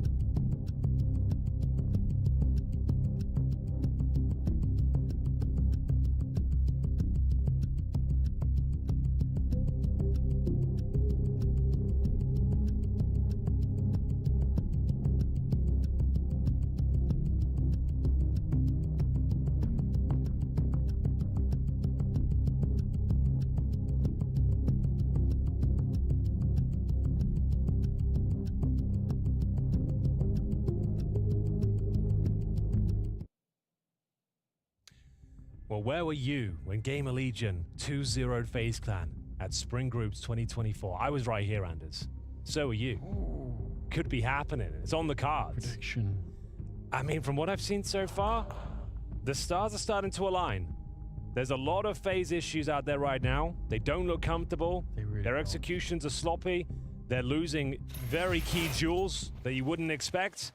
Sure, it's a tied game, but bear in mind they're a map down. This pistol carries a lot of weight behind it. As the underdogs switch over to the T side, and they move over towards A with conviction. Speaking of which, FaZe looking to shut that down with a nice little aggressive maneuver themselves in towards A main. Yeah, Rops. Oh, I was going to say he's top fragging, but now he's dead instead. Frozen hunted. It's A-Core to find him in the corner. Over on the other side, you're going to be careful here. Kiosk shot at the back, so yeah, you might as well commit to it now. Oh, what a clip there. Carrigan, just barely a pixel showing. The bomb is going to get planted. And I'm not seeing a defuse kit. If there is one, it's stuck in the hallway, either on Frozen or Rops. It's Carrigan again. Snacks. What can you even do at this point? You have to hold on for such a long time. You're going to have to hope that they've got that 10-second defuse coming, and you can just pick them off one by one. They have a smoke. That's a real issue. Yeah, even with the 10-second defuse, that is a long, long time to try and shoot. Oh, wait a minute. Another headshot. Snacks, he nearly brought it back. My God. Some terrific bullets coming out, but it is still going to be FaZe picking up the pistol. Holy moly. Snacks was almost hungry. I wanted to believe. I really did. God, that was almost one of his iconic moments. One more kill away from it. The first, I said, if he gets one through the smoke, there's a chance. First bullet, are you kidding? Shout out to Carrigan, though. Some very crispy shots of the USP. Very exciting finish. Well done to Brokey to actually find that clean kill, because if he doesn't get him quickly there, he tucks in towards Donut. Yeah. He starts ducking and weaving. He starts spamming you. Snacks probably wins it. Brokey had to hit that particular shot. And we are going to see a force fight. Of course we are, in this second round. With the bomb planted and 4 kills picked up, they are going to have a couple of rifles, focusing the majority of the resources on utility, Anders. They want to make sure they have some execute potential, dissect the map. So MAC-10s, pistols, and 2 rifles here. Rain with solid cave control, lots of info garnered. He knows they're not waiting to fully commit towards B at the very least. One of the absolute experts at playing this position. Yeah. Invented it. With Carrigan on the other arm, like, it's very, very hard to hold on to. That's kind of the one thing that I'm worried about is the CT side for FaZe. I just think they're going to be able to wake up. Like, Robs is already kind of there. GamerLegion, they need such a swift comeback here in the second half. It's going to be Snacks to get a little bit of revenge. So they do get rid of Rain, and maybe Carrigan going to get traded. That's just really efficient, trading their way into the B bomb side. Yeah, it's still fine here for FaZe. They've got Brokey, who's playing very well. Problem is that smoke hitting him puts him in an uncomfortable spot. He should be able to trade this kill out. He goes down to 20 points of health, but not really much he can do to dissuade them. I say that. He does take another peek. They can't believe their luck, and it's going to have to be something magnificent with the Desert Eagle. Doesn't quite work out for Acor there. Solid round for FaZe in the end. After losing Rain, pushing towards that cave position, I thought there was a real chance there, but Brokey holds his nerve, gets a couple of kills. Denies the plant, more importantly, so there shouldn't be another force buy here. They get the plant down and like 3-4 kills, they're probably going to buy again. Now, not so much, as their money will be almost nothing. So yeah, Glocks, some Deagles, no Kevlar. This one's an eco. 8-6 as FaZe try to take us to nuke here. Looking good so far. Yeah, I think it is, unfortunately. Obviously, don't know the level of prep that GamerLegion have for the map, but we know that historically it's really not been great for them. Hard to work on a deep map pool. It really is. Limited amount of time and a new lineup as well. Ooh, here we go. Arrogant puts a little bit of a test. He's had himself a great game. I think at one point in the first half, he had like 3 kills for a long, long time. Now he's up to 13. Really good to see. Out hunting now for a couple of kills. Because why not? You know they only have the pistols. Acor gonna be found. The aim punch just making it so hard to land anything. A triple kill for Carrigan as he is taking his team one step closer to a victory. And again, like we said, a third map on nuke to try and decide this one. And it's got to be a bit of a sinking feeling on the GamerLegion side right now. Just kind of knowing that FaZe are sinking in their teeth at the moment. Yeah, good start in this second half. 3-0 converted by the favorites. But can they hold on to it? Going to send all 5 players into what looks to be a mid-split setup here. Negating the initial utility, trying to get control of A main. And it's good, like we said, their pocket strats is where they do some of their best work. We saw an overpass, their full executions as a 5-man unit. When you're outpowered, outgunned, these are the sort of approaches you need to overwhelm individuals and make sure they can't find multiple frags, the likes of Rops especially. Now that's a precarious position. You can be Molotoved, of course. But he gets a double kill. Well done to Rops. Timing is so good. Yeah, the Molotov there would have really screwed him up, but double kill is all you need. Smokes are coming up. They're committed to this one, GamerLegion. They know they can't really fall back, so the next couple of kills are going to be everything, and it snacks up on top. His 16th kill. It's a start. But Rain will slow him down right afterwards, and think a bit of Molotov damage on the vault. Can't believe he gets that kill. Acor will pick up Frozen. And just like that, it's Carrigan in a 1 versus 2. Carrigan in the pistol got a ton of kills in that temple position. They seem to be on high alert that he can come sneaking through. And Acor is there to pick up the remaining pieces. And it's quite a convincing round after losing the first 2 kills as well at the hands of Rops.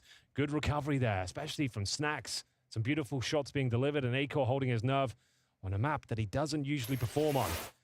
This is where it all started. Double kill from Rops. Do you think that's probably a round in the bag? Slowly but surely, though, Rain maybe overextends that swing, and Acor very aware of the prospect of Carrigan trying to sneak through the smoke. And we have the first round on the board on the T-side campaign. Money is pretty weak. Carrigan down to just an Eagle. We have got 4 rifles otherwise, but no kits. Barely any helmets out there. Carrigan doesn't even have Kevlar, Anders.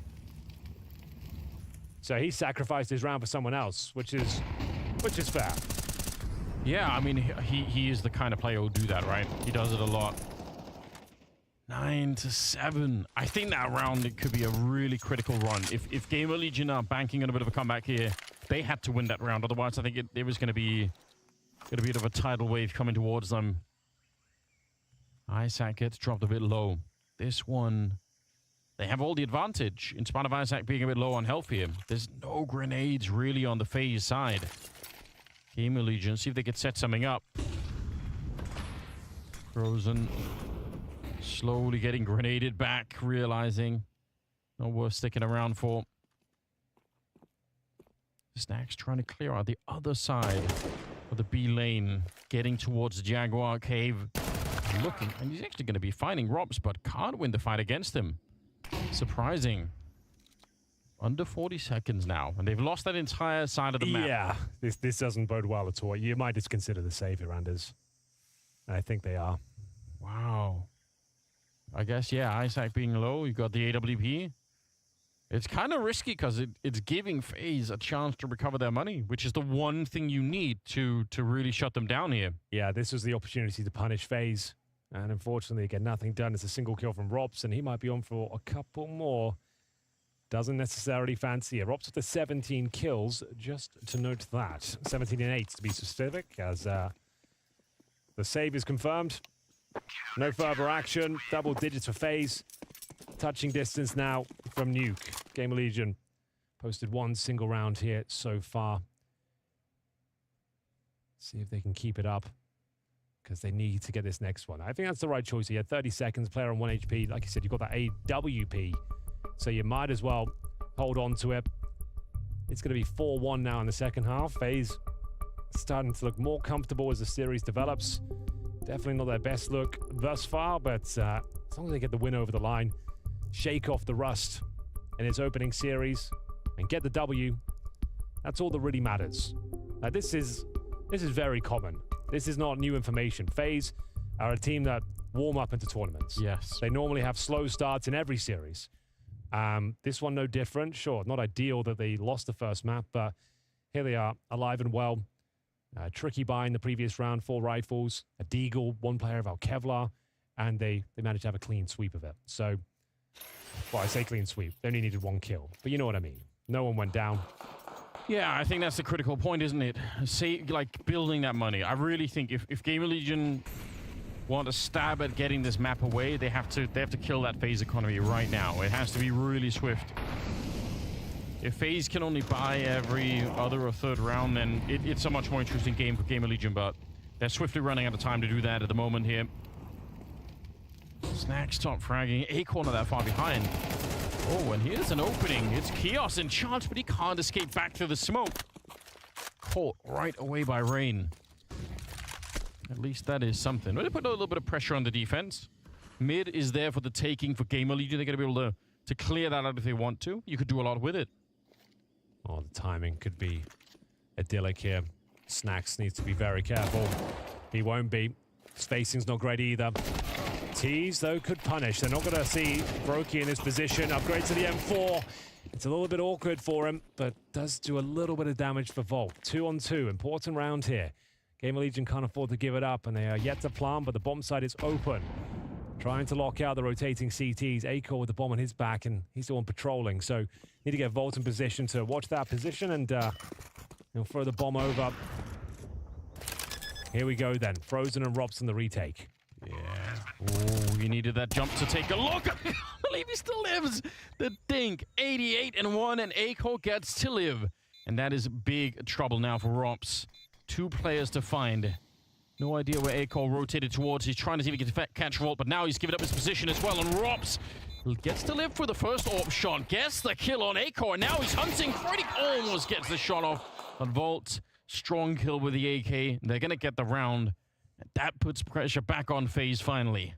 Extremely tall order to take down Rops in a 1 versus 1. Yes, it is. Volt stands and delivers.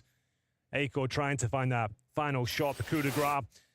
Maybe overextend the situation a little bit. Was trying to back up Acor, but he hit the really important shot towards Frozen. Rops isolated down to the 1v1. High pressure moment for Volt. And a must-win round for GamerLegion. Only 1 player survives, though. We know there's money on the FaZe side of things after winning the round previous with 5 players surviving. So a tactical timeout, the second used by FaZe Clan. Chance for Neo to chime in and just calm things down. 2-0 wasn't in anyone's predictions here today. Maybe for FaZe, but certainly not for GamerLegion. As they only find their second round here, bear in mind they still are trailing, and only one player survived, so they've got a lot of work to do before we can have that conversation about the 2-0, but it's another competitive outing, Anders. I said the money should be fine. I guess it's not. Yeah, I think because the one round that they had when they got to save all the rifles, they had over 1,400 each. They didn't have that much. It's real tricky. And here. if you win, if you don't know, it's not a huge detail. But if you win by expending the clock or winning by kills, it's 32.50 per player. If you win by explosion, it's 3,500. So it's not a huge amount of cash, but it does have a slight knock-on effect overall in the finances. Oh, let's see how this plays out. Rob still has that one M4. Try and mess around with. He's in the right position, but a smoke on top. It's a huge risk if he wants to go for it. See if he causes a distraction. Frozen is there maybe to help out. He's certainly thinking about it.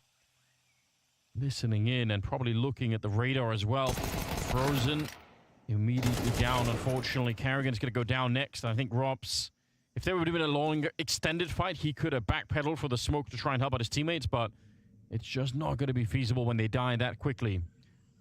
Nice shot from Volt, my God. Deleting Rops from across the map. Brokey and Rain. Yeah. Try and save the M4 if you can, but you're not going to be winning this round. They're slowly taking steps onto the B bomb side. They got to realize that nobody's there. Rain here. Instant shutdown. It snacks with the Mac 10. And it's going to be 9 for GamerLegion. Certainly is. Real interesting. Brokey. White knuckle grip on the M4. Hoping to take it to the next round, but they ain't going to allow that. They know exactly where he is. Mac 10. That's what they needed. A nice cash injection on the T side there. A clean round for them this time. Yeah. 10 finding a few kills. And it suggests, Standards, we're going to pick up the pace in the next round. They've got like Galil's Mac 10s in hand. This is where you want to be deploying those pocket strats again. You can't really run the default. You'll be struggling for the 1v1 duels. So maybe we go back to the A bomb side to send all 5 players in again. I expect them to at least pick up the pace and try and take some early map control with this sort of buy. But 2 Galils, M4. And we are going to see 4 players heading towards A. So is this just a set piece off the bat? Trying to show some mid-presence here. And you can see them getting ready. Certainly are picking up the pace. This could be a straight-up contact play in towards the A-bomb side. Look at Snacks. He walked with a smoke. This is so sketchy. If he wins the fight, he's going to distract everyone. He's almost sleeping. Spotted the second player jumping. He surely knows, but still, this is an amazing kill for Snacks. There's nobody at the A-bomb side. As long as he got the kill and stayed alive, that was going to distract everyone was in the middle. Chaos with the shot on the Frozen. That's the round. That's going to tie the game. Force the fight there. Really well played from Chaos. The fact he drops a Molotov there just guarantees the kill. Yeah. Frozen can't fall back. He just doesn't have the control of the bomb site. He has to take a risk and see if he can be combative in those flames. It was huge from Snacks. He ran that whole way, and there was nobody in Jaguar Tunnel for the CT side, so they don't hear him. They don't hear him making those initial steps, and he just got through the smoke. I don't think his brain registered that there was a second player until it was too late, but it doesn't even matter. That first kill is everything. 2 rifles being saved for FaZe. The money, again, that's what it comes down to right now. They don't have the funds to keep fighting. It's a bit of a nightmare. Not the Teddy, honestly. My God. No, you're not wrong, Anders. This is now in the 2-0 territory. The loss bonus is not exactly established on the CT side. No. Because they had that 4-1 start, bear in mind. So I think they're at like 2nd, 3rd stage loss bonus. So, yeah, it's kind of more of the same. Like, some M4s in the mix. The majority of the players on pistol, no armor. Rain and Carrigan, though.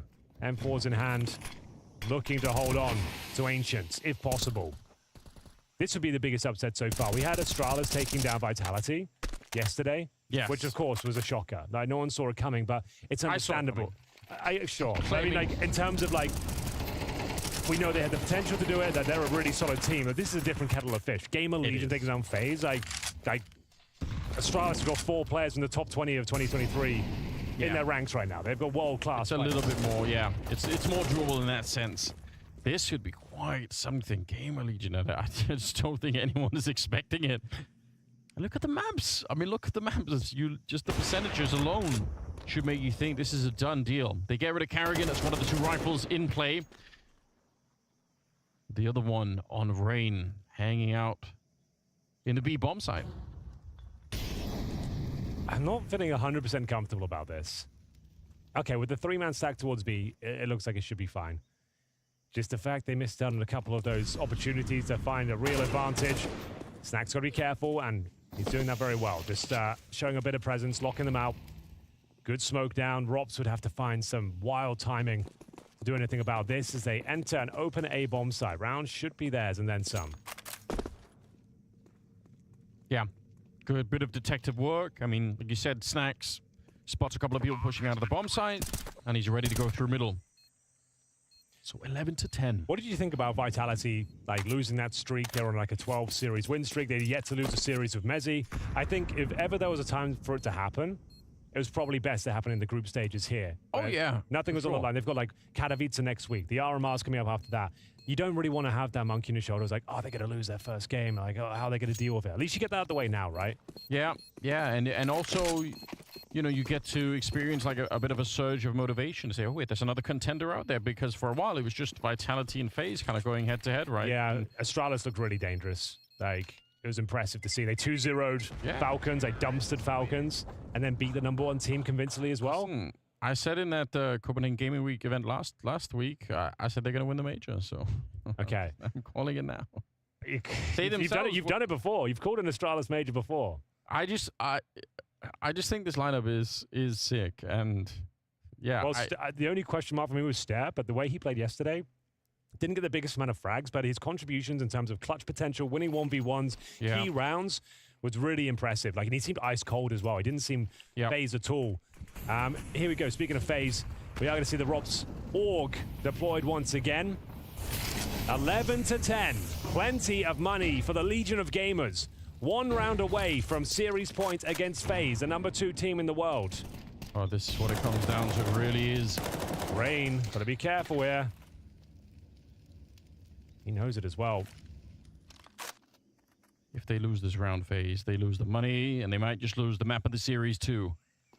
Everything rides on this one. Wide open mid-control once again for GamerLegion. That's happened quite a bit. FaZe are okay with giving up this portion of the map, trusting that they can still defend. You can see Frozen is here, just grenade in hand as soon as anything happens. It was just a grenade that flew by, but he's already putting out the defensive smoke. Good territory obtained for GamerLegion.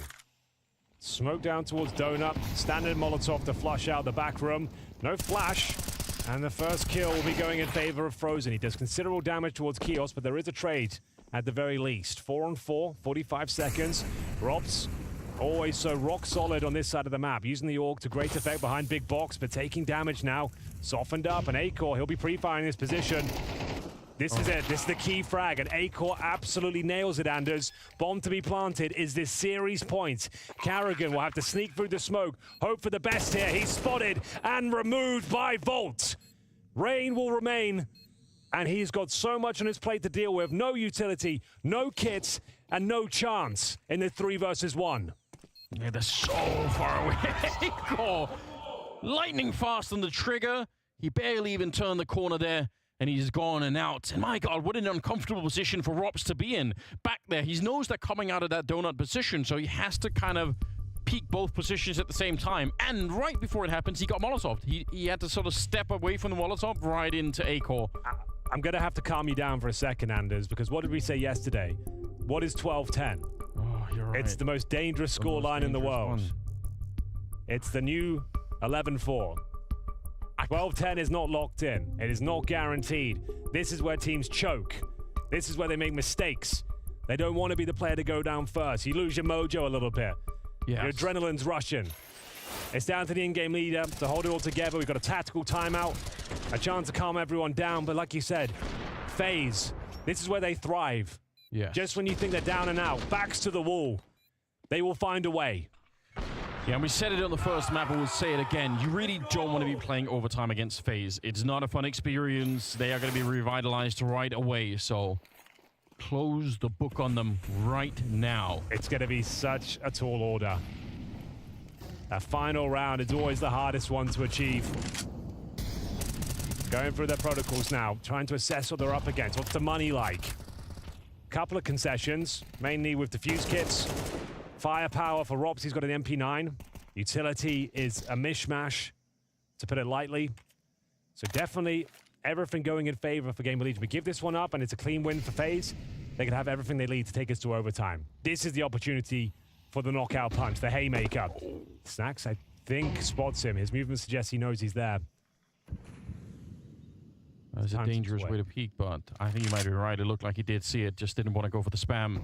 Speaking of Snacks, by the way, he's top fragging at 20 kills. I can't believe it. Rolling back the years. He really is. Like, normally we're so joking when we say that, but like this is legit. He is actually doing it. He's not just top fragging for his team, he's top fragging on the server. Yeah. With FaZe Clan on the other side. Against that kind of opposition, that definitely was not my bingo card for today. Well, they are once again exploiting the mid opening here. There's no mid control for FaZe. There hasn't really been any throughout the entire map here. Brokey, though, this time in the back. It's not Robs any longer. Looking for it. I think he saw a core, so he knows not to repeat that one. Gonna go back and leave his teammate. Robs up here with the No, Isaac. Shot. Oh, Isaac, that had to be a kill for the opening. Now FaZe have a bit of foothold in the round and maybe even in the map. Well, this is the nightmare fuel I spoke of. You give them a clean round where all 5 players survive. They enter the next one with absolutely everything, all the grenades, rifles. This was a chance, and you could see they did lose that swagger somewhat. They don't look like the same team in the previous round. They don't find a single frag. It's very slow, overthinking the duels, no one taking any risks. And yeah, it's picked off one by one. It's Brokey, though, in his position. It's named after him aptly as he holds towards that temple spot. And when he's there with the AWP, it's very difficult to flush him out. So great reposition there. That's one more round we'll do of a FaZe to take us to overtime. As you mentioned, that's where they do their best work. And it will reset everything, and maybe we can go to nuke. But all it takes is one good call, one pocket strat from GamerLegion. One good execution, an opening kill, the bomb planted. And you can do this. It's worked plenty of times before. Pressure on the shoulders, or the large shoulders of this man. Snacks, the in-game leader. Top fragging on the server right now. Oh, look at the that was a shot. I don't think they win the round off that, but it definitely didn't help that you don't even do any damage to Robs, who wasn't looking at you.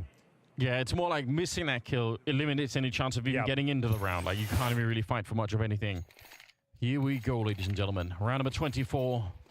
We're deep in it now. FaZe, if they lose this round, they lose the series to GamerLegion. Absolutely shocking news. For context, this is the opening game of Group B. They would just go down to the lower bracket, but still not a place we expected them, especially with this particular matchup. You can see Rain playing with confidence here.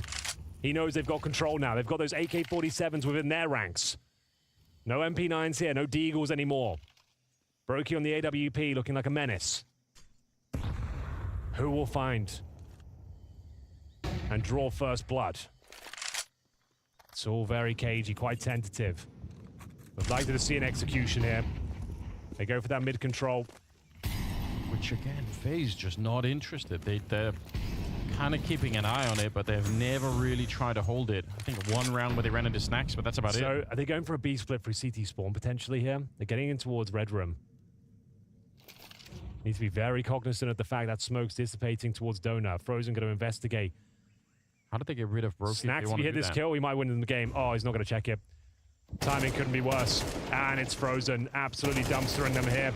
Looks like we're going overtime, ladies and gentlemen. And you can see exactly what I described, Anders. When they get to that map point, series point, something changed. They weren't the same team anymore. They got a lot more rigid, lost their mojo. And that's the difference between a good team and a great team. Being able to close out those sort of advantageous positions, and FaZe just lap it up. They barely drop a kill in those last 2 rounds because GamerLegion just lose that killer instinct as soon as they get to series point. You know what's worse? I bet that is a conversation that GamerLegion already have had in the team, but one thing is kind of like, you know that you should try to play like you normally would, but somehow you just can't, can you? Like, yeah, they ran 2 slow defaults. No one wanted to be that guy that goes down first. They don't get much on the map. They don't take key territory at the start. And they get picked off one by one. Frozen, can't believe his luck. 2 players in the back. Yeah, some of the rounds they got earlier, like Snacks sneaking through the smoke, like there's been some risk taken. and it's actually worked out pretty well for GamerLegion over time, and you have to assume that FaZe are going to be, again, revitalized into this. Oh, yeah, one. absolutely. This is where they live. You're inside your own head now if you're GamerLegion. It's like, how did we give that up? Yeah. Why did we not just play our usual game? Why didn't we take a risk to try and find that all-important last round? Doesn't matter anymore. We are fully reset. We can see they're all tied up now, but it's first to 16. Brokey starting to be a real nuisance now. 2 clean shots, looking for that third. Can't quite convert, so maybe oversteps the mark there, but still gives him the man advantage on the CT side. Sub 1 minute. Rain will tuck himself back in towards the cave. And smoked off. This is not looking good for GamerLegion. Yeah. What is that noise? Someone juggling a weapon somewhere? Someone's juggling something. It's got to be like a glitch. The robots have shown up, Henry. Like pistol or something, just like bouncing around. I don't know. That is the weirdest bug ever. I've never come across March that. of the Transformers. They're coming for us. Oh, Carrigan. Nice work. shot. But the bomb is down at the very least. Volt trying to get away from the noise happening in the cave. 2 versus 2 here. Good spray down. Volt is absolutely on it. And Rops now walking into it. AWP in hand. The second open the round for him, but he can't land the shot. Volt picking up the last kill there and making it for the first round of overtime towards GamerLegion. That's huge. Yeah, monstrous performance there from Volt. Great awareness as well. Good repositioning. Hitting his shots. Making the duels awkward. Making sure he's having the advantage before he even takes the challenge. Really nice work there. After Brokey, remember this is a 5-on-3, and I mentioned at the time, I feel like when you get those 2 kills, that's the time to fall back. Play the more defensive game. He went for the third. He tried to claim Jaguar completely. He goes down, and it leads into a round demise. It's easy to say that in hindsight, but after 2 massive kills like that, you might just want to get the hell out of there. That's a very sort of Brokey way of playing it, right? Like, oh yeah, absolutely. Like, if he hits the shot, we'd be like, wow, amazing scenes, but now it's not so amazing from Kios. That one had to be his. Acor will make up for it. yeah, that's actually almost unforgivable for Kios. That you had that kill every single time. Bit of a standoff in the middle. Frozen.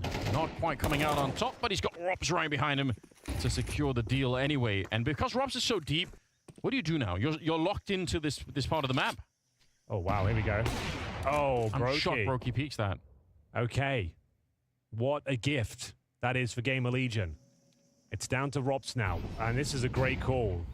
They'll be somewhat aware of it, but the timings couldn't be worse for GamerLegion here. He might just have a freebie available to him.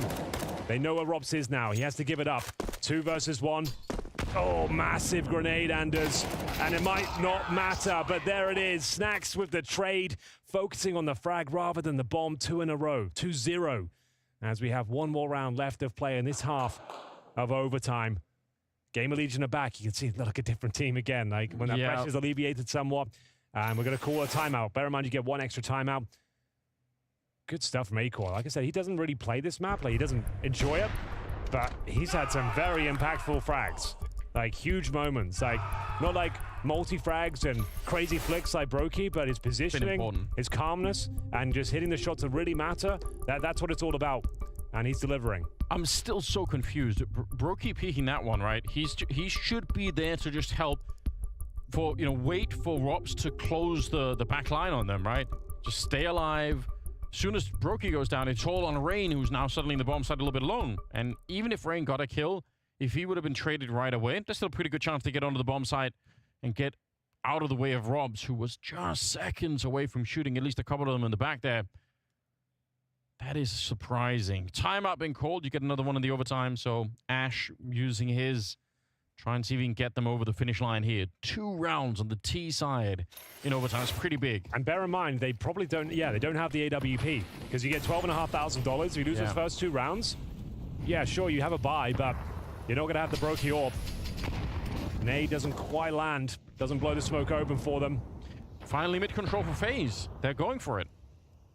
But if Snacks realizes what's going on, what a shot! He turns around, he's almost ready for it. Did he see, I think, just the one? If he'd seen both, that would have been instant confirmation to go for the A-bomb side. They still should, and that smoke is fading. Brokey, if you die here, the round is going to be lost very, very quickly. It's a nice off angle he's got. If he dares to peek, though, he's in a lot of trouble. Doesn't get more than 1. Looking for a 3-0 here. Strong smoke is down. Frozen might just have to push this with a flashbang from a teammate. In he goes. First kill, and the second. It's glorious from Frozen. Looks like the 3-0 might be denied here. Still a minute to work with. Down to the sniper of Acor. Frozen pushing that smoke.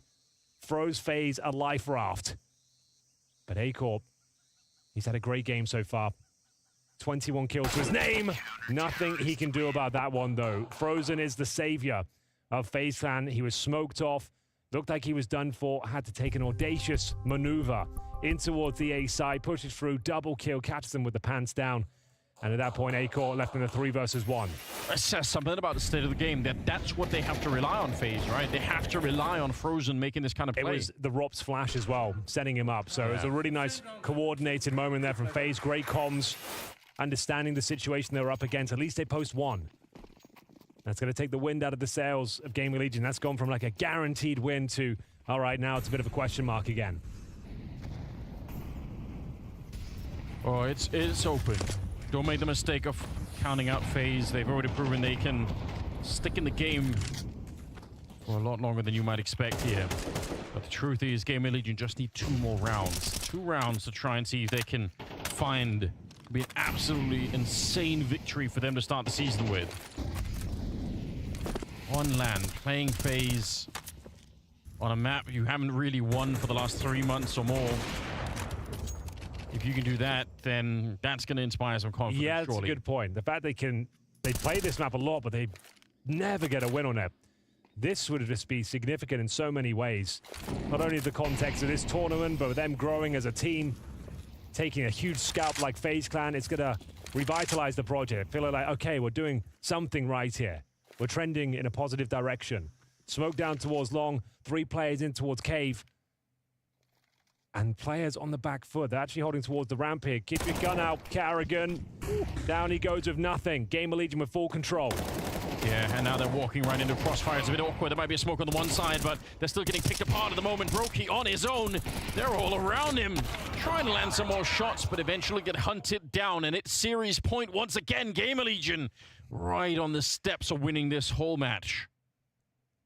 Great reactions from GamerLegion. They felt they've lost control of cave. They don't have information on that side. So what do? They take control of the ramp. They make sure they're positioned correctly to deal with this B attack. And Carrigan runs out, knife in hand, through the double doors. Really discombobulates the offense there. Their in-game leader's gone down. They know they're down towards the ramp. You're coming out of cave. You've got to focus in that area. You've got CTs down towards long, AWPing you as well. Series points once more for the Legion of Gamers. An unprecedented result. The biggest upset of the tournament so far. He thought Astralis taking down Vitality was big. This one will go in the history books. GamerLegion with Snacks as in-game leader. That's the craziest part, isn't Top it? fragging. How is he back? How is he back to this level? This was the moment. There's a 5-on-5. They could feel the execution coming. The final play into the site. They push down that B ram, and it's so difficult, stifling to deal with. Series point on the CT side this time. 1 more round will do it. They'll be in the upper bracket here in Group B. Oh, this could throw everything for a loop. Just imagine. I'm not sure if he made the jump himself or he got boosted up, but this is really cool from Acor. Didn't have to fumble up the boxes and take an awkward angle. He could take a clean shot, a clean peek in towards the B lane. If he made the jump himself, that's really impressive. I think he was probably boosted up though.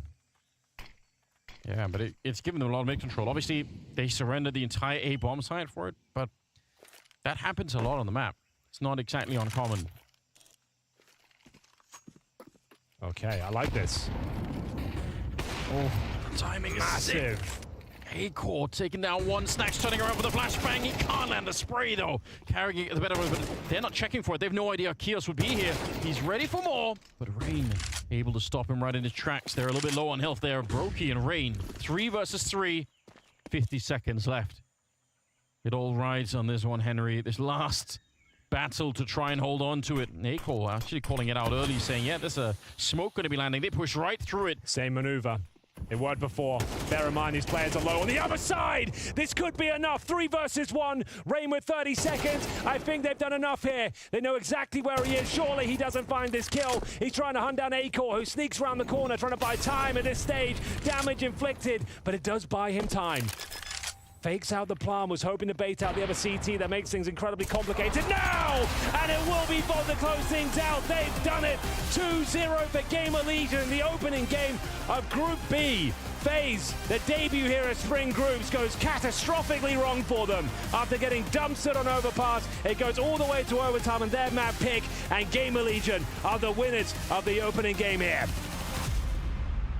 Can you believe it? What a tremendous upset we have just witnessed, Jacob. GamerLegion beat FaZe Clan 2-0. They put an end to 6 consecutive series losses. They punched above their weight, as we said, and they are the victors. And dare I say, in a legitimate way. In a very legitimate way. They were the better team in this matchup versus FaZe Clan. As you said, nothing pointed in the direction of GamerLegion winning this game. You look at the end of 23 for them. They lose 6 games in a row. They're looking a little bit bleak, couldn't get it going. They come into the 24 season, and of course, like everyone else, they've had a chance to reset. They've had a chance to prepare. They've had a chance to find their form again, and my God, did they do that in this game. It's just one best of 3, but beating FaZe Clan 2-0 in this fashion, that is very, very legit. I love that we have the shots of Snax from the live camera here, because we cannot be mistaken in saying this was a very powerful performance coming out of Snax. Yeah. And on multiple accounts, I think we should take a little bit of time to give him the appreciation, not only individually, being able to have impact, being able to punish all of the aggression coming out of the CT side. Towards the end of that game, we saw he had a whole lot of duels with Kerrigan towards Cave, or that B ramp. We see the stats here, 23 kills. There's nothing to be shy about. But also the decision-making, the ability to figure out, okay, what the hell is going wrong? When FaZe was on their CT side, they looked down the door. They looked down the door to GamerLegion. In fact, they closed the door in their faces. And still, Snax had to figure out a way to slow down the pace, to exploit that middle part of the map. That's very telling on the ability from Snax and GamerLegion to adapt on the fly. It feels like it's vintage Snax, right? It's Snax from 2015, 2016, when he was still a force to be reckoned with. The comeback of Snax in itself is insane. Of course, we got to focus on this game, this win for GamerLegion. They take down FaZe 2-0, but I just want to take a little step back and appreciate what Snax has been through to come back at this level and be able to call a great game like he did right here, to be able to perform on an individual level against a team of the caliber of FaZe Clan, and doing it in the style he did here, right now. That is very, very impressive. Let's not forget that the man on your screen right here did not play competitive Counter-Strike for, at least not tier 1, tier 2, tier 3 Counter-Strike for almost a year, 2 years, where he was just honing around in the Polish scene, didn't really take the game seriously, and boom, he's back. He had a nice stand-in stint for Ents. He comes back into GamerLegion, and here we have it, Matthew. Snax has returned to tier 1 Counter-Strike. He has returned, and we say the beginning of the year can always come with its load of surprises and upset, and today starts just like that. GamerLegion in the upper bracket final, waiting for an opponent, and that opponent is not going to be Spirit or Liquid. In fact, this is our next series. We're going to take a quick 3-minute break, and when we come back, we dive into this series.